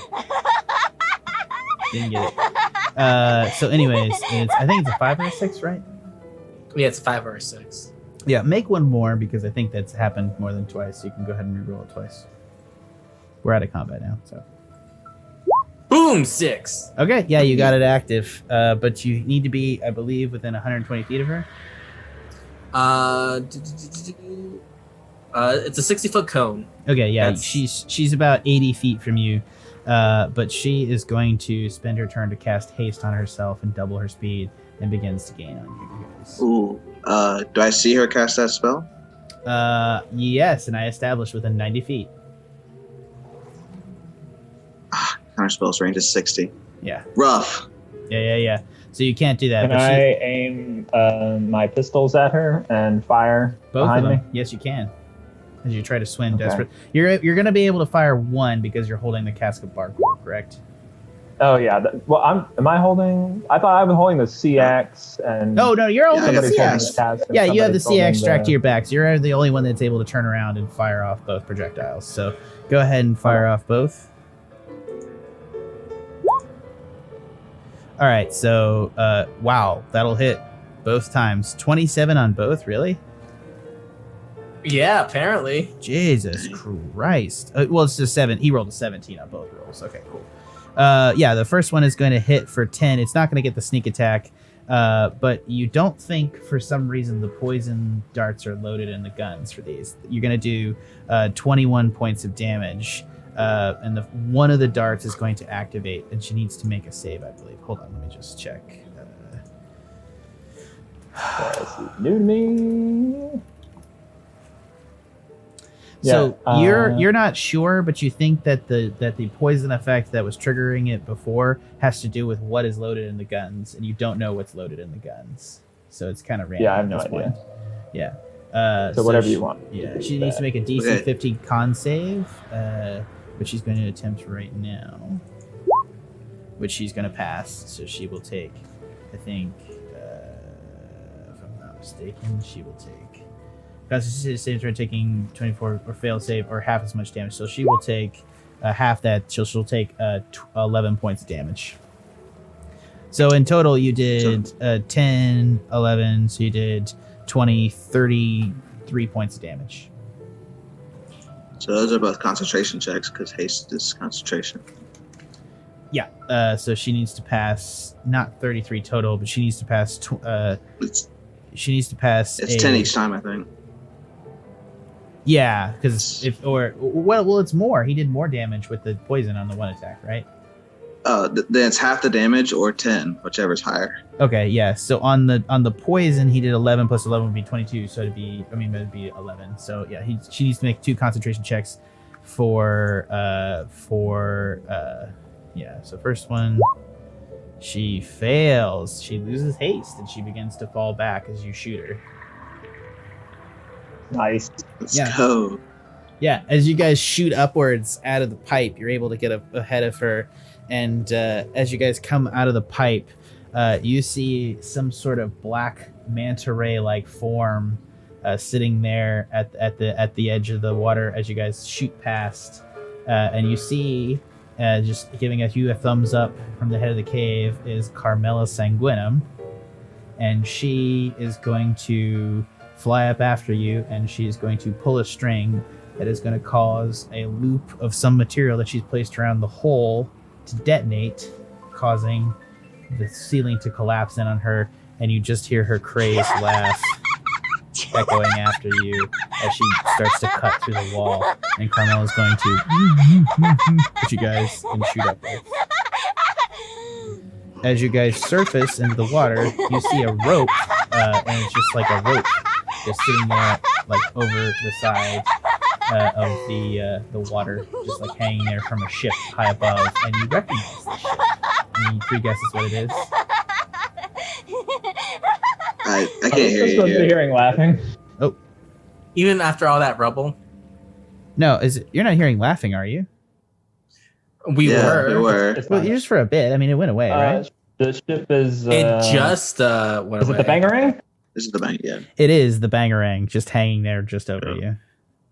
Let's go. Yeah. You guys managed to hoist on the cliffs. Everybody make me athletic climbs to climb onto the Bangarang. And I'm ready to see. I'm ready to see Chuck's new athletics.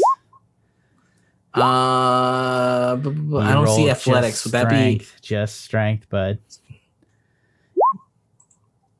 How 18. the fuck is that possible, you son of a bitch? I was so all ready. the tentacles on my head are I'm like so grabbing ready everything. for you to fall off of it because he had a 0 and he rolls an 8 goddamn Plus, teen. I I'm pissed. I also have a fucking levitation, so I'm just fucking Oh like, yeah. going up. His ass just levitates up. Levitate? Yeah, he can just levitate as a free action, so he levitates onto the deck. And bitch, why would I use these feet? yeah, and you plop down the cask of Bargoul, the angel, and the sea axe, and Lord Venom's like cow, cow, cow. Hold on, that's not what he sounds like. I think I might be slowing down because I am using him more. Anyways. Let's proceed onwards. Continue on. We need to get the hell out of here. And as he begins to proceed onwards, you hear huge Titanic crashes coming from huge titanic crashes coming from below. And as you proceed, the bangarang is going to fly into a bank of clouds heading up above Keeper City. And you guys are out of danger momentarily. Congratulations. I think we're just about done with the Keeper City arc. But first off, gentlemen, let me go ahead and just arrange this so you guys are on the deck.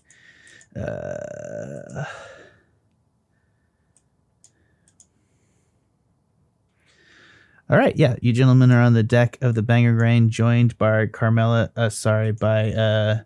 Sanguinum.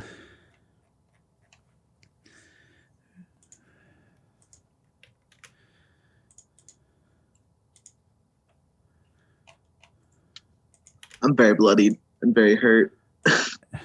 It's like, Jesus, Ashe, are you okay? And who's your minoflayer friend? Should we call for Zelix, or what's going on here?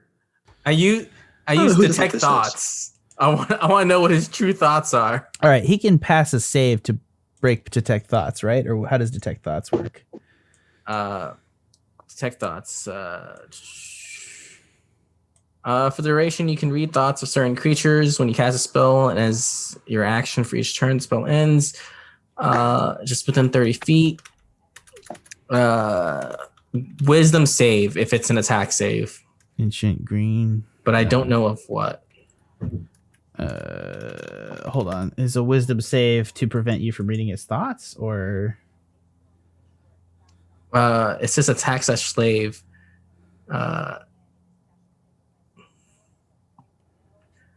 We should have done a test round. It's fine. Let me just look at it. Sorry. I apologize. Detect thoughts.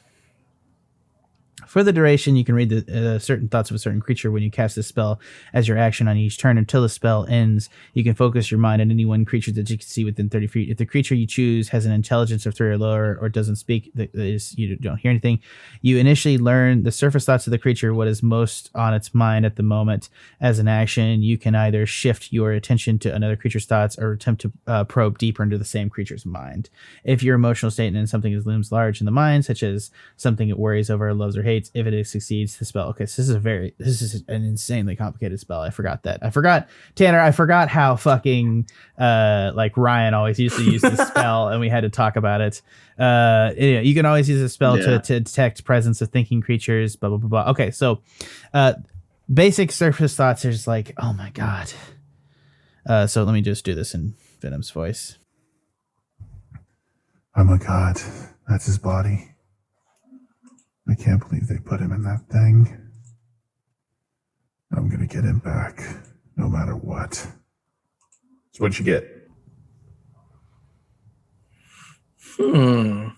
Okay.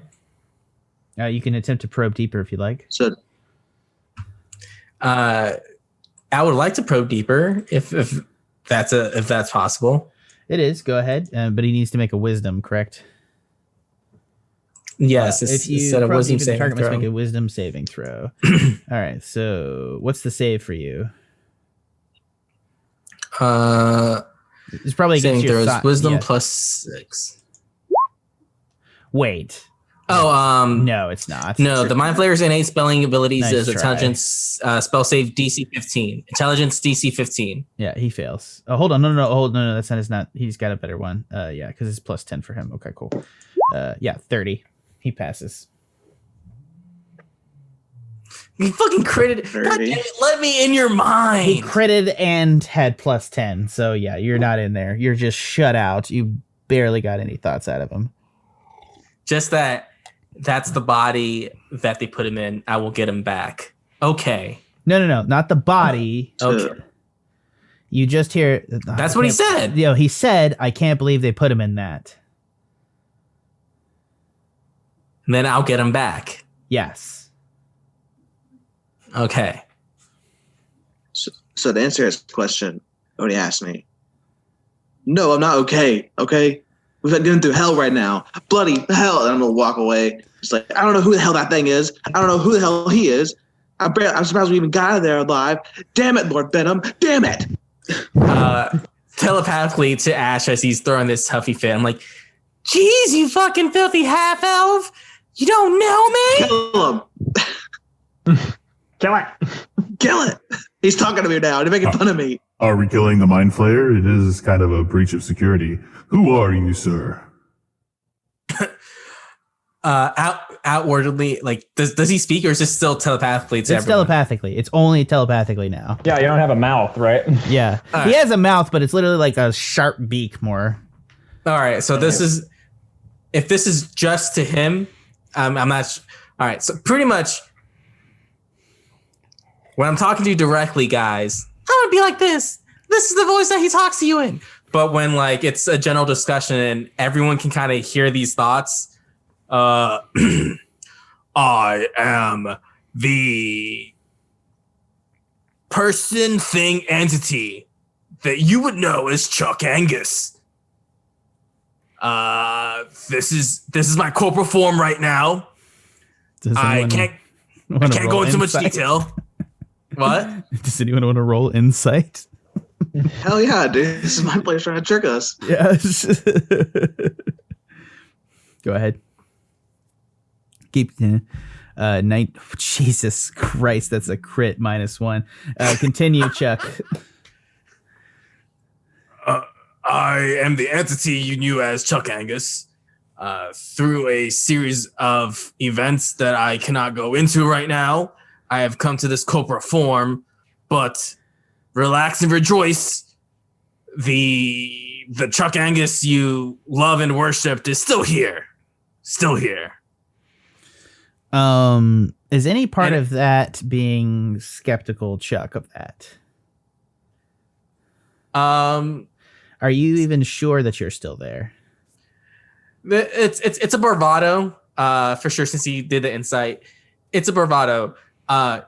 He wants to believe that this is true, but there is like that little tinge of how deep is too deep.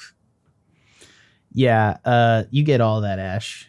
Like, you just know intrinsically what he just said. Like, you know, he thinks you're pretty sure he thinks he is Chuck Angus, but you also think that he has personal doubt whether or not he still is Chuck Angus. If it helps anyway, as he's saying all this, like his buff tentacle horns are like flexing. So they're like kind of not throbbing, but they're like flexing because they're all appendages. They're Why like throbbing. Jesus. to show like virility, to show toughness. Okay. I still have the CX, so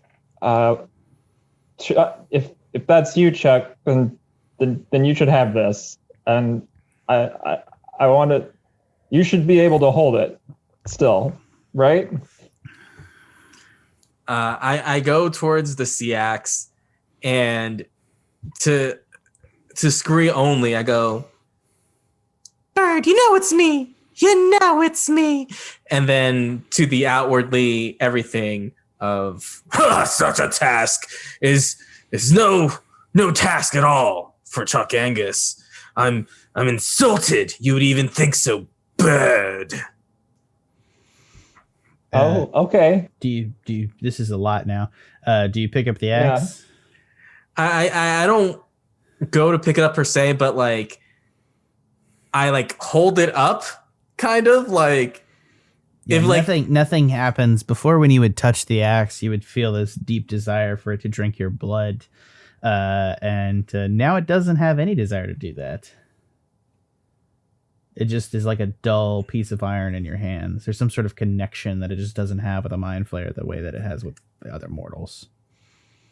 can I try and use detect thoughts on it? Because before, like, it spoke to me like telepathically. Correct. Like, You can use detect thoughts on it. can I use detect thoughts on it? Go ahead. I know you said I just did. Yeah. So it's a saving throw of int DC 15, correct? Wait, why would it be int? You said it was wisdom. No, it's spellcasting ability is intelligence.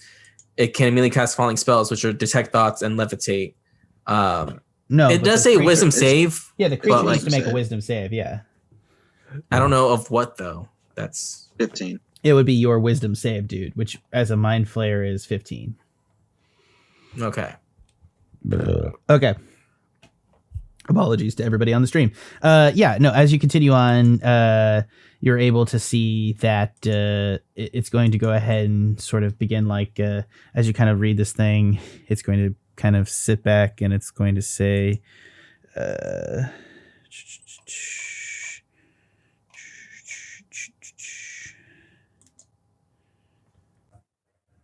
Filthy mind flayer, what do you want of me? Be gone from my presence and take your hands off my glorious self. Hey, buddy. That's surface thoughts. You can try to penetrate deeper. Is that what you wanted to do? Yeah. Okay, he's going to make a wisdom save. 19. He will pass.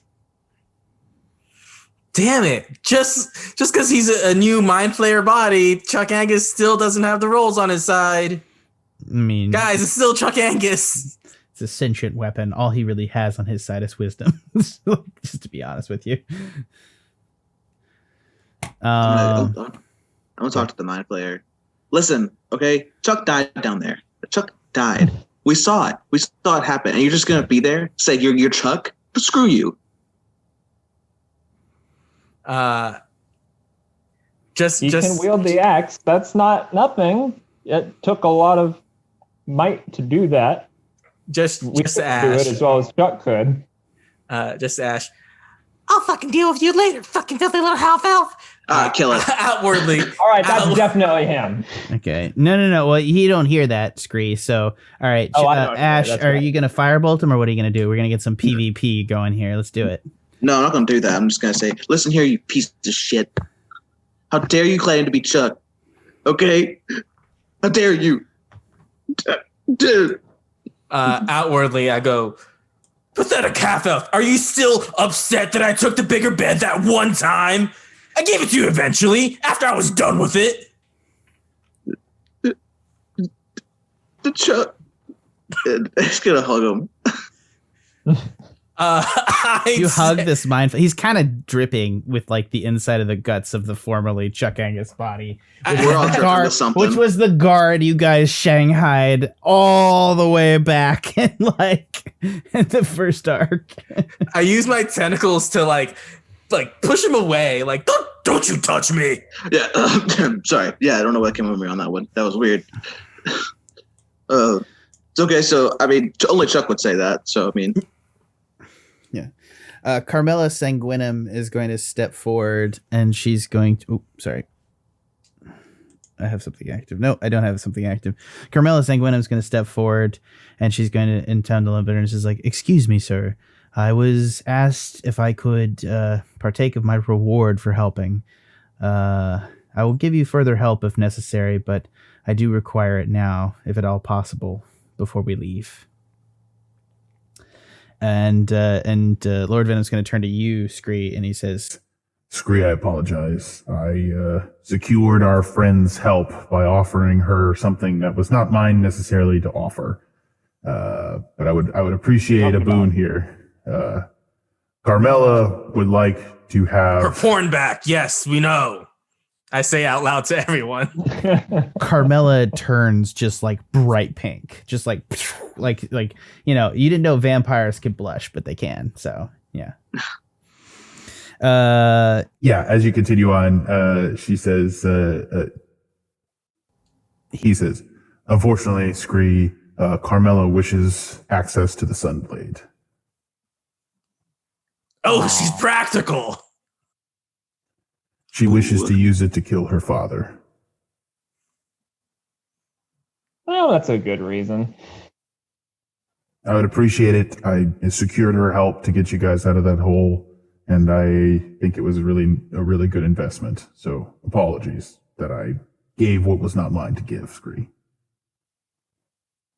I mean, I wasn't ours in the first place. So. I telepathically whisper to Scree, don't let them take advantage of you. You can do this, bird. Assert your authority. I believe in you.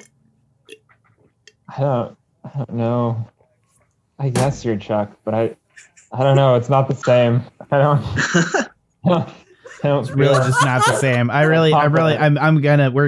love you very much, Chuck. We may have a voice change after this. This is like a lot of things you didn't run by me. I really want, now that I can speak to them telepathically, Carmilla is. I want to be that like little evil devil on their shoulder. Technically, Do it, yes.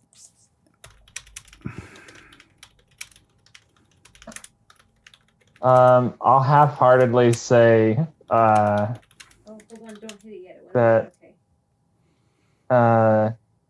yeah, you're right. It wasn't yours to promise, and we didn't need their help to get out of there. We were doing just fine.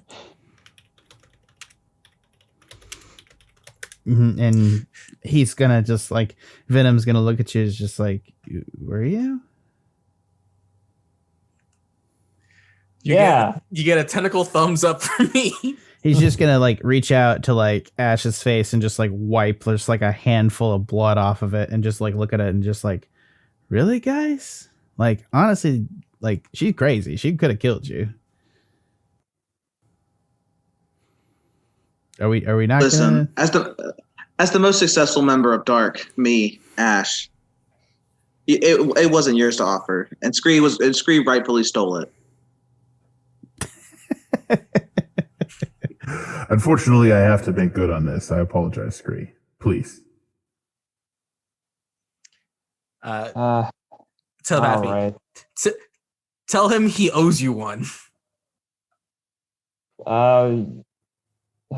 Look, I don't know who you are, man. I'm pretty sure you're Chuck, but I don't see. I don't feel like I can bluster my way through this the way you do. I'm just gonna give it to him. And I'm gonna very sadly hand over the Sunblade. It's okay, Bird. You do better next time. Thanks.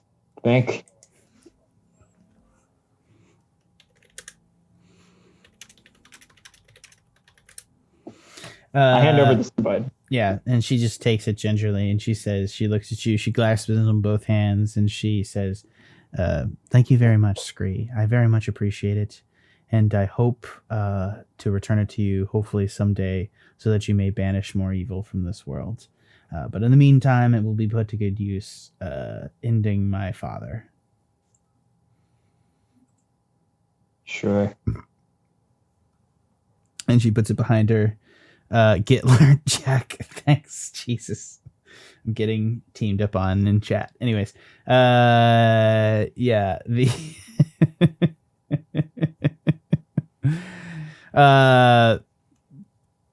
so anyways, as you guys continue on here, he's gonna say to you, we must so it's gonna Lord Venom's gonna come back and be like, We must get away from the city as soon as possible. I suspect that many lives will be lost soon enough. It wasn't my life, so that's all good. Yes, but I suspect the Kingfishers will destroy the city. That place sucked. Yeah, fuck this city.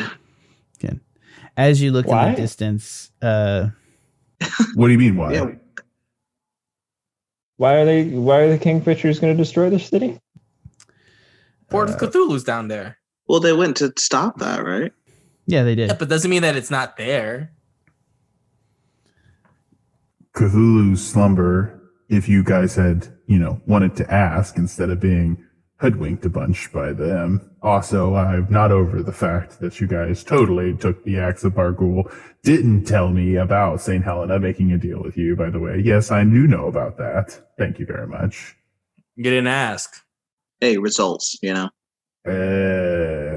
it was results because I had Carmilla there to close up a tunnel on you there at the end. So welcome. Yeah, well done. and You're who welcome. brought her back to life? You guys did do that. I will give you credit. I don't know why you guys knew to do that or why you guys suddenly decided to be nice to people, but well done. For the greater good. for my good. In quotations. Exactly. Tentacle quotations.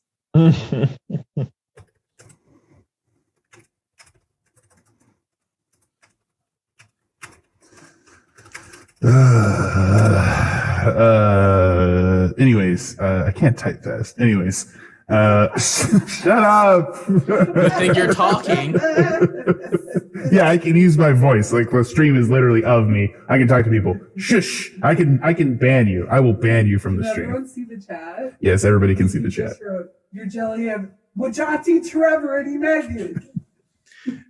I love the outer gods making fun of the closer gods. Yeah, like the outer evil gods outside the outer gates are over there yelling at me. Anyways, You think you're tormenting them? Ah!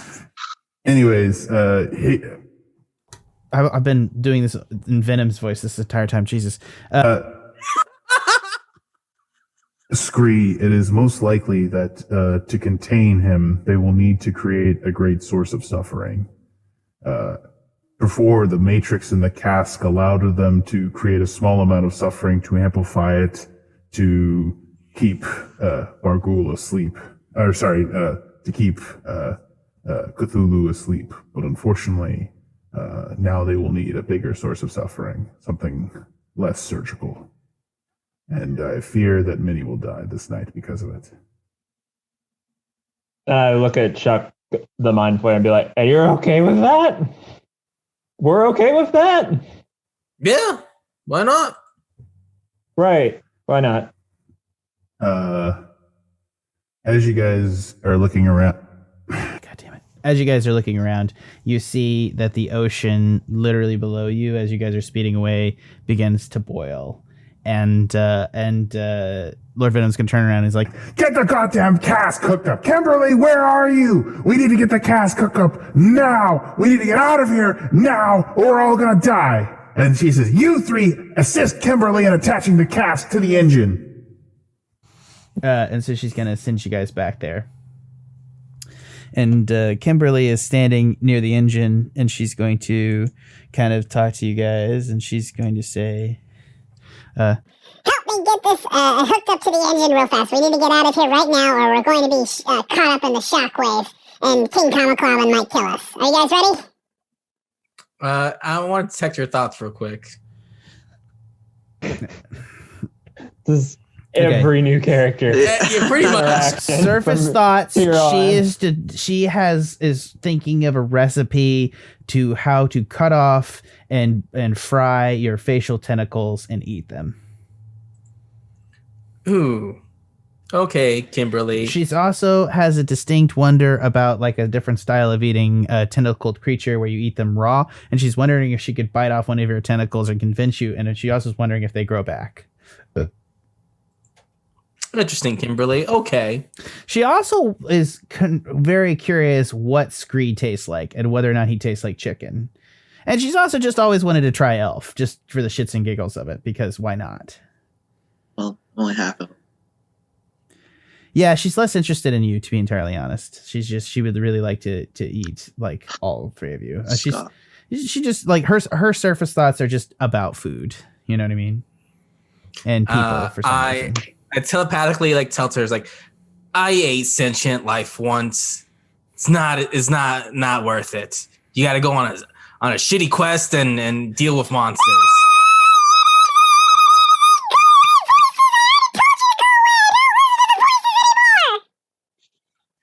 We heard nothing. Yeah, all I heard was shrillness. Which, it's okay. We're dealing with the engine right now. Sorry, Yeah, let's do this engine. Voices go away. I don't like to hear the voices anymore. I made them go away once. I can make them go away again. I don't want to hear voices anymore. All right, then still to her, like, all right, then let's get this over with. Stop talking in my head. I hate it. I don't want to hear anything more. Stop it. I hate the voices. And she starts clawing her ears. Kimberly, smack. We need to get this shockwave out of here. Yeah. As you guys see in the distance, you guys at the back of the thing see that there's a figure rising out of the surf, and you see covered in green slime on some sort of floating tensor's disc raising out of the water is King Cameclevan, covered in green slime, flicking large, massive Cthulhu-sized tentacles off of his jacket. Just like he's got like one huge tentacle like across his jacket, and he's just like tossing it off. Just like it's nothing. And he's just standing there, and he's just going to begin casting a spell. And you see in the distance the sky begin to darken. Didn't we get 24 hours of non-violence? I think you guys didn't kill her and escaped, so I think you violated by not helping him. We helped enough. We distracted her. We got her away. You also don't know what he's doing specifically, so go ahead. What do you guys want to do? Yeah, it's just a spell. We're trying to get away, right? Yeah, we attached the cask to the engine to supercharge it and get to warp speed. I'm going to allow one of you to make this check, and I think you have a couple of different options as to how you want to make this check here. I will allow you to make sleight of hand, or I will allow you to make all right, I'm gonna allow you. I need 2 checks to pass here. I need you to make an investigation check to figure out how to do it, and then I need somebody to make a sleight of hand to put it in. Well, I should make Giggity. a sleight of hand. Who wants to make the investigation? I have only a +1. Intelligence, yeah, I've only got a 0, so.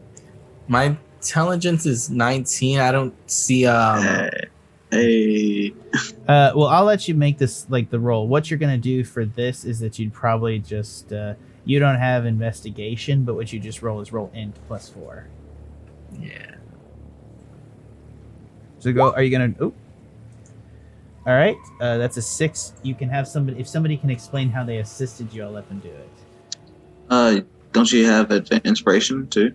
Or advantage? I do have inspiration. Yeah. I'm gonna use the inspiration. There you go. That's better. You find that you're able to pull the housing mechanism out of the space, but you realize, and you're going to tell Scree this, that if he messes up, the energy is going to flow back and explode the engine and blow out this whole place. So Scree, you need to make a sleight of hand check to insert the cask of Bargoul into the engine, not touching the rim on the outside. Can I assist him? Yes. Operation. Yeah, you can. It will give him advantage. You cannot use double advantage. So sleight of hand 17. Roll the other one. With a 17, energy crackles out of it, and you're able to insert. And then the engine begins to boil and bubble and flow out backwards, and everything is about to just burst out of this thing. And in the distance, you see Cameclevan complete his spell. And as he does so, Ashe begins to fall from the sky as he casts Meteor. Wait, Ashe as in ASH or Ashe as in our... It's raining men. Hallelujah. It's raining men. Only half men. Oh, yeah. That's... Oh, yeah. Amen. That's actually funny. I never realized that. Anyways. As he casts the spell, 5 or 6 massive meteors descend from the sky as a seismic shot just from atmosphere comes down, and they slam into the Keeper City. And it's just one of those things where Keeper City was built on multiple levels of like the canals, the upper levels, the top level. And as these things hit the city blocks, they seismically just knock over the cities like dominoes as the systems that kept the city essentially afloat just pop like balloons and descend into the water. As you guys watch, you're able to see that the Keeper City is just beginning to like it just descends slowly as these seismic shockwaves extend out, and like the water literally leaves out from under the city, Venice style, and then comes back as a big shockwave as the buildings pile over. You see the Lawkeeper pyramid, the pyramid, which is the home of the Keeper City Trading Company, get hit by a massive thing, inverting the entire pyramid structure underwater as it just smacks out, and the shockwave spreads out, where it's destroying every business and building inside the industrial district. The Thumb is destroyed, the old dock is destroyed, Midtown is destroyed, the Sanguinum home of the casino is destroyed. Just a massive destruction flies out as people in the upper levels jump from the windows and just die as they have to fall, and people in the lower levels are literally drowned over a river of water and concrete, and millions of people die before your eyes, before Cameclevan turns his head, having sent 1 million people to their deaths, and looks directly at the bangarang. Man, probably should have kept your sunblade. Yeah, seriously, I was gonna say.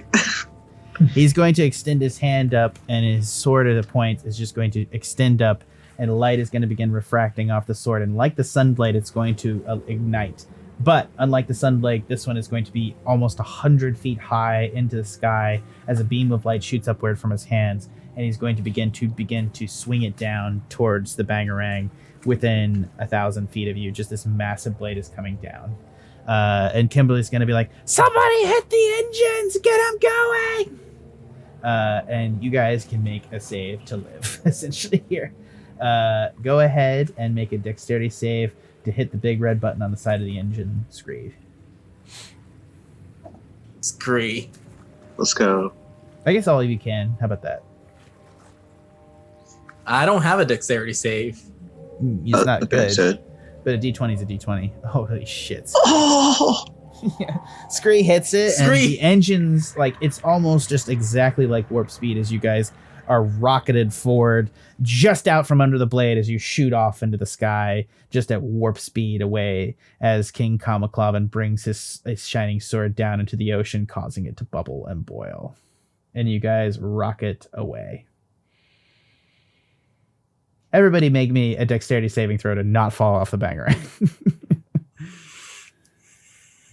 Can I use the one I just had, but then use my inspiration? Which one you just had? Oh, the Ashe. Yeah. You can do that plus the inspiration. Scree, you're fine. I don't have a dexterity save. I just have you just have to make straight dex dex saves. roll? Yeah, +1, I think. Ooh, Chuck Angus, you fall off the ship. Because Ashe and Scree did so good, I will let you guys try to make a dex to grab onto Chuck. Make 2 more dex saves. Right. If you want to. I mean, he's still a minoflayer. Oh, I'm doing the dex saves, or are they? No, they are. Scree is able to grab him by his face tentacles, just holding him off the side of the boat as you guys hang from the bangarang as the rocket propel ride just drives you forward, and you're just able to hang on as the rocket expels and you guys come to a complete stop. You're able to hoist him back over the railing by his face tentacles, only slightly slicing your hands on his beak, Trevor. Bird! This is where you. I always knew I could count on you. I was really expecting you to say, "Not the beard." You saved my life, Bird. You can grab whatever you want to grab. Oh damn! Oh man, I don't know how to take that. I think I'm deeply uncomfortable. Leave them flustered and confused. That's the way. I'm bloody deeply uncomfortable. I think I wiped the slime off on my robe. And Used to this new Chuck Angus set. Lord Venom's gonna come up and he's like, Does anyone want drinks? Damn right, I want a drink. Yeah, that was intense. It's almost like the DM hated that city because he feels like it got a lot out of hand, so he decided to destroy it in a bit of madness. Jesus, I didn't say that. There is no Jesus. There is only destruction. Let's get some drinks before we get philosophical, Lord Venom. Yeah, let's just get some drinks. And yeah, we can proceed from here. But that is the end of the Keeper City arc. I think I pretty much aggressively ended Keeper City. So you can't go back. You flipped it off on the way out saying, oh, fuck you. I hated it more than Waterdeep. Yeah, that's true. Cities are tough to Is run. it because we didn't let you monologue? It is exactly because you didn't let me monologue. That's exactly Is it because I solved your puzzles super easy, but then got stuck on the simple floor trap? It's not specifically that, but it didn't help that, but also more in the line of fuck this shit, I'm out. Fuck this shit, I'm out. No thanks, don't mind me. I'ma just grab my stuff and leave. We're all out of there. Excuse me, please. So, yeah. Fuck this shit, I'm out. So this has been the I love that song. Where has it been all my life? I know. This has been the conclusion of the Keeper City Beyond Evil season 3 of the Villains of Novera campaign. Thank you for listening. Next week we're going to continue on Gentlemen, I have 2 options for you. Are you prepared? Yes. Mhm. I'm always prepared for options. What do you need from me at this point to continue working for me? Answers. Power. Sanity. I would enjoy figuring out a way, if there was a way for us to continue to work together where you trusted us more to inform us of when bad things happened. The trust we could have solved, if you had trusted me at any point in the last 10 days and told me about St. Helena, I could have sorted all that out for you. And This they wouldn't kinda- have lost Chuck. With all due respect, you almost died a half dozen times, and Chuck got turned into a mind flayer. I don't necessarily. I've think died it was- twice. I know you. I've died twice for this cause. Yeah, it's not exactly a super successful arc where you guys just didn't trust us and let us help you. Well, you make it seem like we're on our own because we're so understaffed. Well, That's why I'm asking what you need from me. Do you need reassurance? Do you want to know more? I think I find myself trusting you guys less and less, but somehow more at the same time.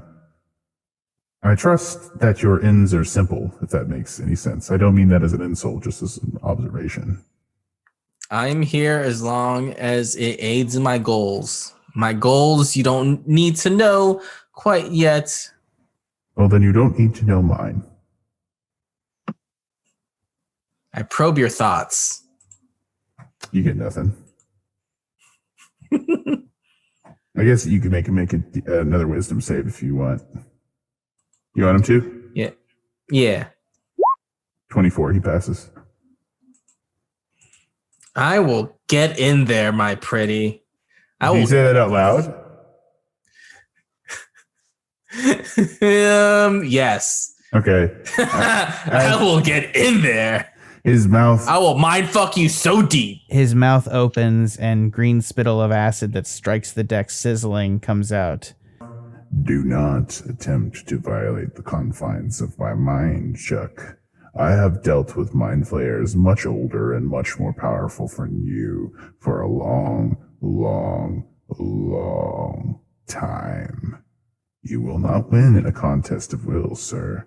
You'll be crushed underneath my weight, and without your muscles and strength to help you, you are no good to me. You are not nearly as good as you were. So do not attempt to match wits, because you're still Chuck Angus. You're still the idiot that we always knew you were. Yes, I am still Chuck Angus, one of your best operatives. Fair is fair, but do not preclude that I could get new operatives. Though less effective, that does not mean that you have a right to invade my mind. I mean, part of this mistrust was due to a lack of information, a lack of openness. If you want to build this trust, this it has to start somewhere. Your previous Agreed. operatives jumped shipped. Agreed. And most likely, if I am to guess, Bag of Nails assumed that Helena could help him with his own mind slug, or something along those lines. It's hard to tell what was going through his head. He was a cagey son of a bitch, that one. He was dead before I got here, so I couldn't probe his mind. Anyways, I would suggest that you know that our true goals here are singularly the resurrection of Lord Bargoul. As you may have guessed, when we worked as the Demon Army, we had a singular goal: to keep the outer gates shut. Many people think of the outer gates as a metaphor. In reality, the gods of this universe helped create it, and created it as a plane in which to foster humans. In reality, we're cattle, meant to suffer and feed the old ones on the outside, sating them so that they don't tear down the outer gates and consume this reality and the gods wholesale. They did many thousands of years ago, came here and tore apart this place, leaving only enough to survive and continue. and they do so in a cycle, opening the outer gates and just nearly destroying the world. It was Bargoul's dream to try to keep this as closed as long as possible. And to do this, he created great suffering. In his research before he died, he was attempting to find a way to shut the outer gates forever so that the cycle would not have to be repeated. It is my dream to resurrect that man, and let us mortals claim the right to this universe in a way that we have never once had.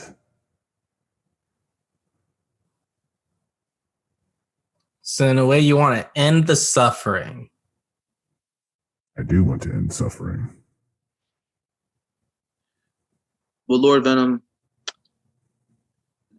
I agree. I think it's long overdue that we start to trust each other.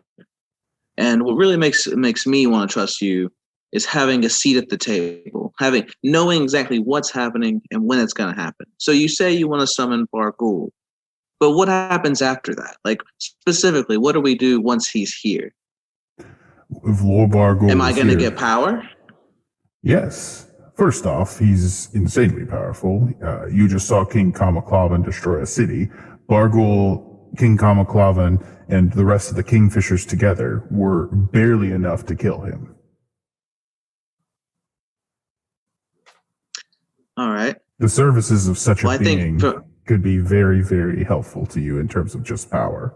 And if you want power, we can get you other sources of power. The objects themselves that we will use to resurrect him are objects of power in of themselves. Well, I want what I think is necessary for our. We both want a partnership here, so we both want a seat at the table to discuss. That's what I'm offering you. I just told you everything, and I'll give you a choice now because there are 2 remaining items that we require to summon Bargoul, and I'll give you the choice right now. As you're my only remaining team, and I've been setting up our lair outside in the ocean. I want to take us there and take some time to make a plan on which we go from here. I say to Ashe directly, it's like, half-elf, you have a seat already. Ask for a booster seat. More in the last hour than you ever did as Chuck Angus. I'm really confused as to whether Chuck Angus is still alive. You know what I mean? That's for them to think about, DM, not you. Okay, listen, Mind Player. Listen, I understand we have a seat at the table, but sometimes we just get thrown into the fire, and just because, you know? Yeah, that's why you ask for a booster seat, maybe a bib. You have the seat. Now you need the accommodations. Are you calling me a baby right now? I just said you needed a booster seat. Was it not obvious that I think of you at least as a toddler? You're not a baby, but come on, man. I'm gonna cast Polymorph on Chuck. Do it. What are you gonna turn him into? Go ahead, Chuck. Well, make a wisdom save. Or what is it? Wisdom save of what? It's you don't have 16. to tell him. Yeah, but what? Mind Flayer is +6. So go ahead, wisdom +6. You fail. I have advantage on. No, you used it. Saving throws against spells and other magical effects. That's my magical resistance. Shit. Yeah. Go ahead. He does. Yeah. Yeah. Roll one more. I wish I could see. I can send you the page. 15. You fail. What do you turn him into, Ashe? He goes into a rat. Okay. You turn him into a rat. Chuck is now a rat. Now you have to make an intelligence. You make an intelligence save to keep your mind about you and not your. You don't become like a rat mentally. All right, intelligence. Same thing. 16. Yeah, 22. You pass, and you are still an intelligent rat, Chuck Angus. I'm gonna grab him by his tail. Thank you for that. I will bring Zelix in here, and we shall try to ascertain if there's any of Chuck Angus left in this being. Don't fuck with me, Mind Flayer Chuck Angus. And then I throw him. As a rat, can I still use my Mind Blast since I've recharged it back? No, you cannot. Yeah, you're your intelligence. Yeah. Okay. You only have 2 hit points, so I throw you against a plank and you turn back. Yeah. So you get hit and you get your body crushed as a rat and you pop back. It is not a pleasant experience. I attack him with my tentacles.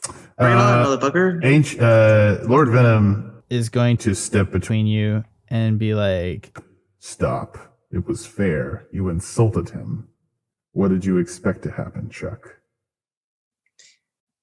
He insults me by existing. This is not like the Chuck that was here before. Do you intend to cast doubts into your personage? As long as the bird is loyal, the half-elf was always on thin ice. Chuck, we tried to save you multiple times. You saved me multiple times. How in the world are you being so hostile towards me? I know what's in your head now. Is that not fair to say? I mean, it all comes from a place of you insulting me first. You haven't Ever since read the present. anyone's thoughts, just like square enough. Like I'm just pointing that out. He doesn't know that. Yeah, I don't know that. Oh, that's fair. Yeah, okay. I just, from the DM, I'm confused by this as much as the other players. So I'm just like, Which is fair. I'm being extra chaotic right now. I was about to say, You have hated me since day one just because of who I was. And then after all the things I've done, everything has happened, you still just see me as that thing. Well, Grow up. I guess we also have to build some trust then. I've been building. You've been breaking. I walk away. This is tearing me apart on the inside. Don't fight. Custody bird. You're just like, oh, Scree's custody. If we succeed in summoning the demon lord, does that mean we could all be generals together and keep fighting together forever? Definitely, Scree. We could keep the family together. I promise you, son. It's going to be okay. Okay. Like, that's what I want. I give you a choice now, then, if you would all vote, and we'll take a vote on where we go next. I am going to illustrate a vote in the process, and I think that I'll allow you three to vote as well. There are two last items that we require to summon Bargoul. Bargoul is required. The general plan is to use the spell from the Book of Vile Darkness to resurrect him as a lich, but we require several things. We have his body in the cask of Bargoul. We have the phylactery, in which we'll use in the axe, the sea axe. We'll use that as the phylactery, and we require two other. Jesus, why does my mom only ever call during this? Then we'll have two other items that we require because his soul was destroyed by the kingfishers. We will require a item, a lost artifact in a lost temple in the deep forests of Fargo, of the continent of Fargo-Na, south of here, cross a boiling desert. Or you can also, of course, go to Magehold City, where we will have to steal the Book of Vile Darkness. So essentially, we're either going to go tomb diving across a great desert, or you're going to go we're going to try to secretly enroll you in a magic school to steal a book. I'm beginning to think that maybe our group is starting to fall apart a little bit. I'm afraid of that, but I guess, I don't know. We never talked about maybe why well, I guess we did, but it was a long time ago, why we all got imprisoned together. And I was trying to steal this book because I thought it would make me more powerful and able to get back something I lost. So I want that still. This doesn't work out. If this is important to you, I will aid you in your quests. It means a lot. I will say this. Chuck, I think. It is probably more difficult to retrieve the book than the other item in the tomb at this point for you. But you may have the choice. I mean, if this is the harder mission, then clearly you should send your better operatives. I may actually have better operatives now, in all honesty. Ouch. Now is a challenge. Yes. 4 turtle brothers that come from Magehold. Okay, we just got Batman, and now we're gonna get non-copyrighted versions of something. I'm joking. I don't think the reference. I'm not doing that first. I shot my foot in Keeper City. I'm going to be careful with how many movie references and how I go about it. All right? Don't worry, Jack. Learn They're just a lesson. Learn a lesson. They're Kappa cousins. That's all. They won't have headbands. How about that? I also should, if it's important to Scree, and I mean, a city of mages can't be too bad, right? Yeah, you have more questions about your majory upbringings, don't you? Ashe. I'll take it. Yeah, actually, I'm not actually a conventional wizard, so it would be nice to know where the magic comes from.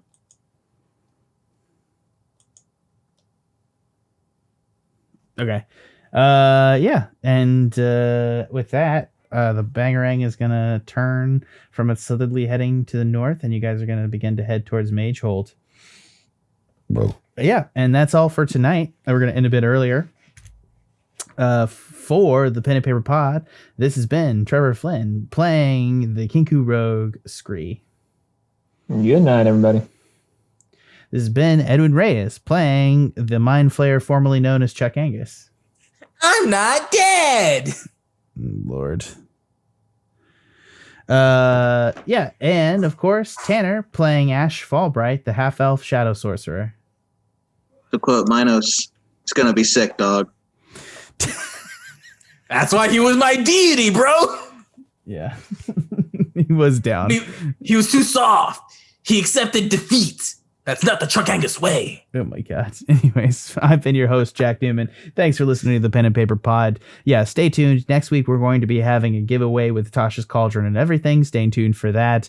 Also, while you're there, check out all of our other shows at the Tuscan Shed Media Network. That's the TuscanShed.com, where you can check out our such shows as the Movie Gang Podcast, Animania, and all of our backlog shows, including Save Point, A Feast for Bros, Geek Space 9, Live Long and Discover.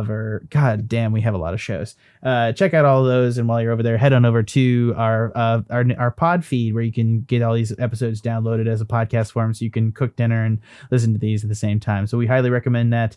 One last time, from everyone here at the Pen and Paper Pod, and by extension, the Tuscan Shed Media Network, thanks for listening. So did we just fuck ourselves on the difficulty curve?